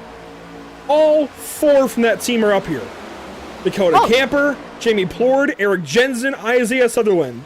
Then you have 2 from Limitless Esports, Johnny Wood Jr. and Richard Wolsifer. There is a numbers game happening here, and it's very much in the favor of Racers for Christ. Huh. And they're only separated by Johnny Wood Jr. So even if Camper falls back behind the 75, they could all hook up, work together. They need Camper to get this win. They need Plord to get this win. They need Jensen to get some points. That's a big move right there, Andrew. Around the lap car of Younger. They had to go up to the top side. That costed them a couple of tenths. But will that be enough? Zachary Maddox leads that second group, only 4.7 seconds back from this lead 6 cars. If they close a second a lap, Andrew, they can make it. But a second a lap is a tall order. They've closed 4 tenths within that last bit. Realistically, they only need to get within about a second, about 9 tenths. But look at Coulter Clark. He just jumped out of line. That breaks up this group. And now they've got Cole Younger sitting in right there, trying to see if he can hold on and get that first car 1 lap down. And he might do it here if Coulter Clark keeps popping out of line. Yeah, Clark and Younger going to race for the lucky dog position. Younger now going to have it. Clark going to fall back in behind him. So if we get a caution in these final 4 laps, that's the race for who would get back on the lead lap. Knock on wood for that one, Andrew. We are just under 4 laps to go. Call it 3 at the line. We have been clean and green for a long time in this stage. We've had green flag pit stops. We've had packs breaking up, those lap cars racing for position now. Coulter Clark up to the top side. There's a bit of a side draft there. That breaks this group up even more, Andrew. They're breaking it up. They're side drafting. They're fighting. They're going to fall back into the clutches of that second pack, which draws in closer and closer. The gap now under 4 seconds to the race leader. Let's not get too far ahead of ourselves. That's just the back two at the back end that are the lap cars that wouldn't play into it. So, yes, I see what you're saying, but it's just those two lapped cars. So, let's not get too far ahead of ourselves. 3 laps to go here at Daytona, and the top 6 are staying in line. Now Wolsifer looks around. Now he's going to move to the outside lane. Falls back in real quick there, Andrew. Jumps back into that racing line. He quickly got ahead of Sutherland. Or no, yeah, he was... did. No. He did get ahead of Sutherland. Jensen and Sutherland were bumper to bumper. That's what I thought. Wolsifer doing a little bit of a hop, skip, and a jump there to get in front of that 24 car. That stacks things up a little bit more. 2 to go. Popsicle sticks in the air here at Daytona, Andrew. This is where the moves start being made, start getting into the nitty-gritty. When does Johnny Wood Jr. say that he wants to try and go for it? When does Jamie Plord say that I want to try to go for it as well? The team, the Racers for Christ, now separated, broken up just a little bit. You've got time back now, and here comes Wolsifer. Here we go. He's going to move up. Plord moves up with him. Wolsifer tries to get in front of Jensen. That's not going to happen. He's going to get boxed out. Johnny Wood Jr. now, the one car playing spoiler to these Racers for Christ. This could allow this group to fall into play. They're only 3 seconds back from the back end of this group, which would be Sutherland. But it's not going to make a difference. We're going to make it back, Andrew. It's going to be the white flag in the air, presented by Whiplash Simcams. Dakota Camper searching for his first win. Johnny Wood Jr. waiting in the wings to see if he can try to make a move. And if he goes up, you know Plord won't go with him. He needs Wolsifer to get up here, but Wolsifer is trapped back here with Isaiah Sutherland, who's going to door him up the racetrack. But he's holding those teammates back for those Racers for Christ, Andrew. He's not letting them get up there to help the teammates. And they're going to crash. They're going to wreck each other. Look at these two. Woo! Shades of 79 here, the Daytona 500, except they're not racing for the win. They're just holding each other back. The fight up front, Johnny Wood Jr., he's still waiting in the win. He's waiting to see when he can make his move. He's sitting on the back bumper. He's not going to roll with it. Dakota Camper is going to take the number 3 and put it in victory lane at Daytona. The silver number 3 goes to victory lane, and this could put him back in the chase. He was already in it. He got the spots above Zachary King, and you want to know what he just said over the radio? I could kiss you, Johnny. He pushed him right to that win. Dakota Camper came in with an advantage to Zachary King. Through the stages, it reversed. Zachary King had the points on him, gets the win here at the end of the race, and puts himself back, tentatively, back into the chase, leaving Daytona International Speedway. What a win for the 3-car. What a day. What an absolute outstanding day for that 3-car. And you know what, Andrew? I'm going to give you props. You spoke his praises all day, and I was talking about Zachary King for the most part. Well, I was calling him out earlier. I was singing Zach's praises. I nominated him for Driver of the Day. I was calling Dakota out, and I'm glad he must have heard it because he rose to the occasion. He proved me wrong, and that's what I want to happen in that scenario. I want to see a driver like this rise to the occasion, get up there on the wheel, and win a race like that. Look at them. 4 wide. They took 4 of the top 6 spots, 3 of the top 5, 2 of the top 3. That 4-car team dominated this race, and you're the only one that nominated one of those drivers for a Driver of the Day, and it was Sutherland. We should have been thinking about these guys all day long. What a day. Plays in, Andrew, the complexity of Daytona. We never know what's going to happen. We never know what to expect. We go with the trends. We go with what we're seeing, and clearly, we missed something there because all 4 of those drivers put on a masterclass in this final stage. They nailed the pit strategy. And the 3. They nailed it. The 3 doing donuts in the grass here at Daytona is very nostalgic, I'll tell you. Yes. Yes, it is. What a cool shot that is. And Dakota remember, ladies and Camper, a gentlemen, race winner in the BRB Racing League this season. the Racers for Christ may have won this race and their team may have gotten some great finishes, but you guys still control the fan vote here. And you have until the end of when we read these results, Andrew. Fan vote still going on. And we want to hear from you. What is your lucky break of the day here at Daytona? We want to hear from you. It just might be for this driver number 3. We want to hear of what your lucky performance, lucky break of the day is here at Daytona International Speedway. Surviving those crashes, surviving those stages just might be it. The pit stops might be it. We want to hear from you in the comments. There's a bunch of you watching over on YouTube still. Let's hear in the YouTube chat, what is your lucky performance, lucky break of the day? A Polish victory lap for Dakota Camper seems very fitting. You can This tell man he's happy. deserved it. I would be too. Well, let's take a You wanna look at your unofficial race results.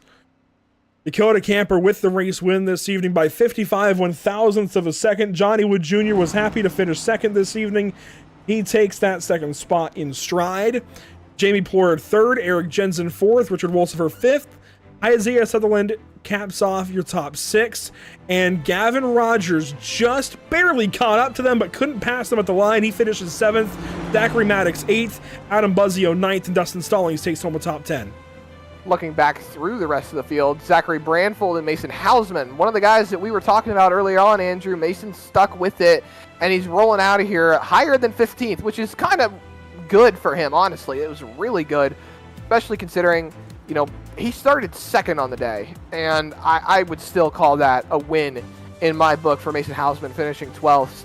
Even Borbell, the one who led and won both the stages here at Daytona, he ends up 13th on the day after all the pit strategy falls into play. Robert Moyer Jr. and Sam Dyer, their sandbagging seemed to work for them. They ended up 14th and 15th when all things are said and done. Dakota Bly, Scott Fritz, and Cody Dorsey are going to roll off 16th, 17th, and 18th, leaving here on the trailer. And then Matthew Selby and Evan Patinko round out 19th and 20th. He had a couple of the guys from the Icon Cup Series in here cheering him on. Finishing 21st, Matthew Catania, 1 lap down. Cole Younger there with him. Coulter Clark also a lap down, along with Carl Pooler. Jason Bottoms, 25th. Zachary King, 26th, 2 laps down. I said he was doing all the right things in the stages. He made mistakes there in stage 3. Finishes 26th, and that might be the end of his chase run. Who knows? Cole Lewis there in 27th. Brendan Maddox, 28th. Nicholas Renner and Jared Hughes, the top 30. Just ahead of Patrick Hernandez, Gray Walker, Josh Anderson, and Braxton Skinner. Dakota Camper doing more burnouts here. Let's dial up driver number 3 this evening, going to victory lane at Daytona International Speedway, the World Center of Racing, and doing some burnouts here on the front stretch. Let's talk to him. Dakota Camper, just how much does this mean to you? Oh man, this means everything. It's been a great week, and had to skip last week. We've been doing foster care, and we had a foster kid show up right before the race started last week, so I wasn't able to make it. So to get in here and win the next week, because we was right there on the cut line because of last week, it's been it's just means everything, man. It's a great day. I have a question for you, sir. Were you listening into the broadcast, or did you have somebody listening into the broadcast for you? I did not, no. Through the first 2 stages, I was calling you out. I'll be honest. I was calling you out. I was saying, hey, this guy's too far back. He needs to get stage points over Zachary King. You got there in stage 2, albeit a couple of spots back of him.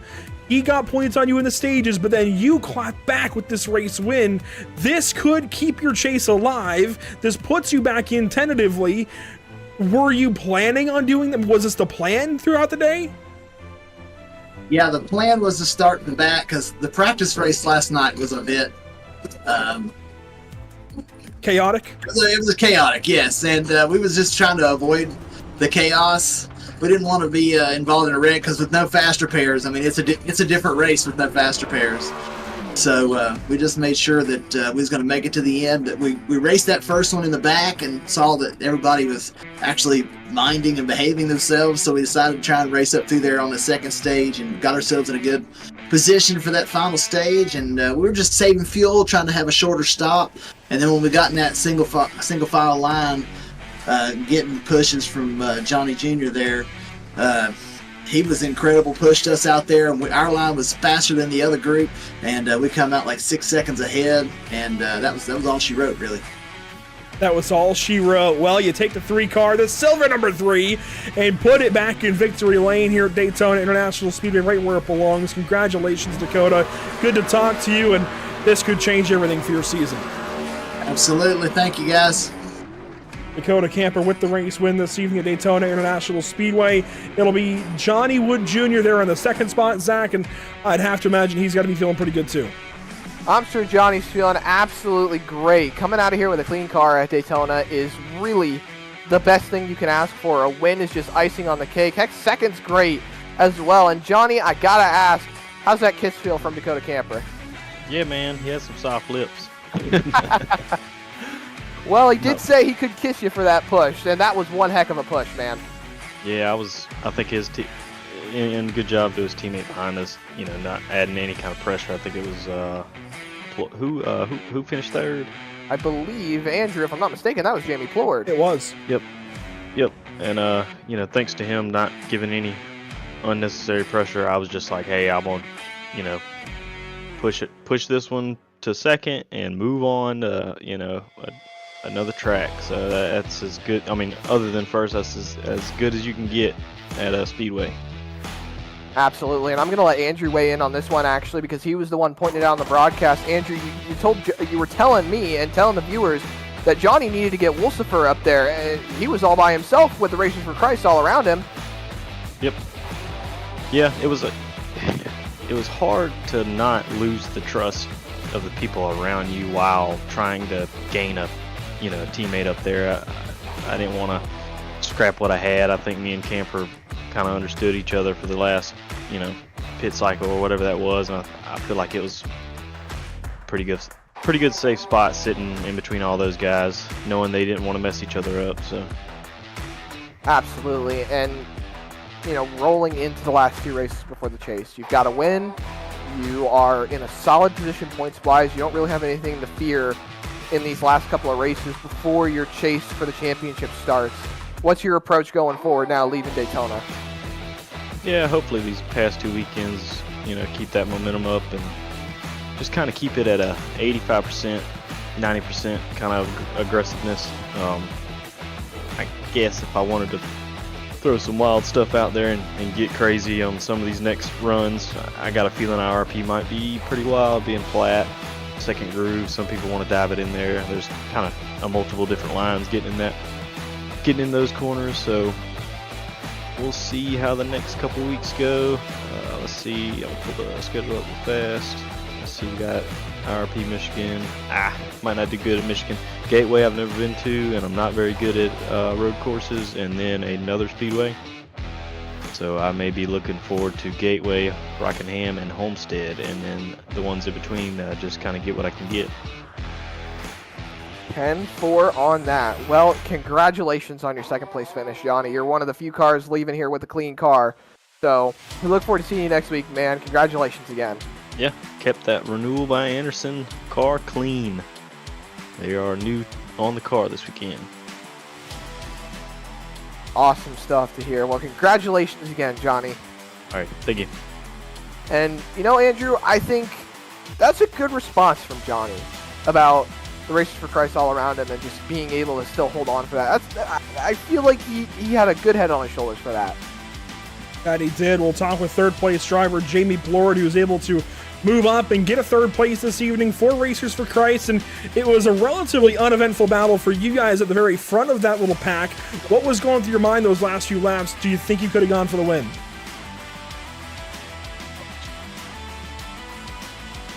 These guys are really hard to battle with on a weekly basis. These guys are a great group of guys. I think it was just a team effort for Racers for Christ tonight. Everybody on the team did really well. Isaiah, Eric, and Dakota all just worked together and tried to stay out of trouble as best we can, man, but I'm glad it worked out for us. And your teammate ends up taking home driver of the day. We ended the vote a little bit late, so it goes to Isaiah Sutherland. How good does it feel to have that driver of the day conversation within that group, and you think you can go get it next time? It's wonderful for us. We're just trying to compete, like I said, and these guys help boost each other up every week. So for him to be the driver of the day, that's great for Isaiah. It's great for anyone to get it on our team, and I'm just happy. I'm real proud. Real proud, man. This is great. And of course, this is going to help you a bunch to try and get you back into chase contention. How do you attack these last two races of this regular season to try and make the chase this season? I think just consistency is key, man. If we can stay out of trouble like we've been doing, I think I have a shot. Otherwise, a great group of guys, and anything can happen in any week. That'll do it for Jamie Plord this evening. Congratulations on the 3rd place. Good to talk to you finally, Jamie. Best of luck these last couple of weeks in the regular season. Thanks, guys. Jamie Plord in car number 38 comes home 3rd place. Even led a few laps there in that number 38 Chevrolet Camaro. And yes, we ended the vote a little bit late. I saw Stephen Borbell leading the way for a while. I don't know exactly when that lead changed in the vote, but Isaiah Sutherland, when we go to actually hit the button, is the leader of the Driver of the Day vote, brought to you by the North American Racing League. So a nod there to Isaiah Sutherland for sure. He comes home knocking doors with the 56 of Richard Wolsifer, comes home 6th place when it's all said and done, but gets that Driver of the Day nod. And, you know, he could have played a big role in, I think he did play a big role in keeping that 56 back, so maybe he deserves, I think that deserves Driver of the Day, Zach. I think it really does. There was some extracurricular here at the end. Yeah, they were going at it back there. It was an all-out slugfest. That's why I was saying shades of, you know, the Daytona 500 and 79, and ooh, boy, they really got into it after the flag. But, you know, they weren't going for the win, but they were definitely going all out trying to hang on. And I think Sutherland, I feel like he's got to be related to Fernando Alonso with the defensive driving that he was doing to hold that teammate back for Johnny Wood Jr. It definitely made a difference in those final few laps. The racing that Isaiah Sutherland did there to hold Richard Wolsifer back, boy, did it make a difference here. Congratulations to him and that whole team, Racers for Christ, putting on a dominating show there at the back end of this race and winning here at Daytona. Let's take a look at what's upcoming for us at Pit Stop TV. Next up, we go to Worldwide Technology Raceway with the Sim Wrap Market Series. That's tomorrow night at 7:45 Eastern. Do not miss it. A little bit of news here at Pit Stop TV HQ. That'll be the final broadcast with these PC internals. I'm excited for this, Zach. We're gonna have a whole bunch of upgrades going in the broadcast computer here. It's well overdue. We've been broadcasting on the same machine, the same internals for about 5 years. That's a long time. That's a long dang time. That's right. So some big moves being made between the Simrep Market Series at Gateway tomorrow night and the Intimidator on Sunday for the Major Series. It's going to be a very important broadcast to tune into, Zach. I'm excited for that Intimidator on Sunday. That's going to be right at the end of the real Daytona 500. And excuse me, my voice is starting to fail me here. I haven't had that in a while. But the Intimidator is going to be a very fun one on Sunday. Of course, Tuesday we go to IRP. Drivers already asking for the setup in the general chat of Discord here, trying to get the setup in and go testing.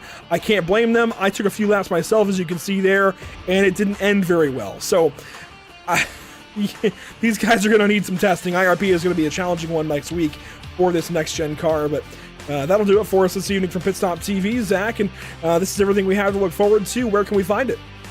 PitStopTV.com, Facebook.com/PitStopTV, Instagram.com/Pit_Stop_TV, Twitch.tv/Pit_Stop_TV, YouTube.com/PitStopTV1, and X.com/PitStopTV_. And Andrew, I gotta ask, and I'm sure maybe some of those viewers are out there wondering as well, with the new upgrades coming to HQ for Pit Stop TV, could we expect to see some graphics upgrades as well, now that you might be able to handle a little bit more? Well, we'll keep things mostly the same. We'll keep things the same as far as what you see on-screen graphics-wise, but we're going to see some better graphics from iRacing is what we're going to see. So it's going to be a very cool thing for us to do here at Pit Stop TV. I want to give a thank you to those who make it possible. The Buttkicker, Ascendance Trucks, Ideal Leaks, and Sundance Pizza, making it possible on the league side here for the BRB Racing League and the Buttkicker Cup Series. We also want to give a big thank you, of course, to our partners here at Pit Stop TV that make these upgrades so possible: Whiplash SimCams, ATVO, CC's Business, Cody Williams Design, Lucky Performance, and North American Racing League, all doing so much for us here at Pit Stop TV to allow us to broadcast these races and have fun doing so. Oh, my voice is failing me. So, Zach, thanks for being here this evening. That's going to do it for us from Daytona International Speedway. We'll catch you all next time here at Daytona or wherever we're broadcasting from. Tomorrow night's Gateway. Hopefully we'll see you there. Otherwise, we'll see you at Daytona here on Sunday, and we'll move on from there. Congratulations to Dakota Camper. We'll see you all next time. Have a great night.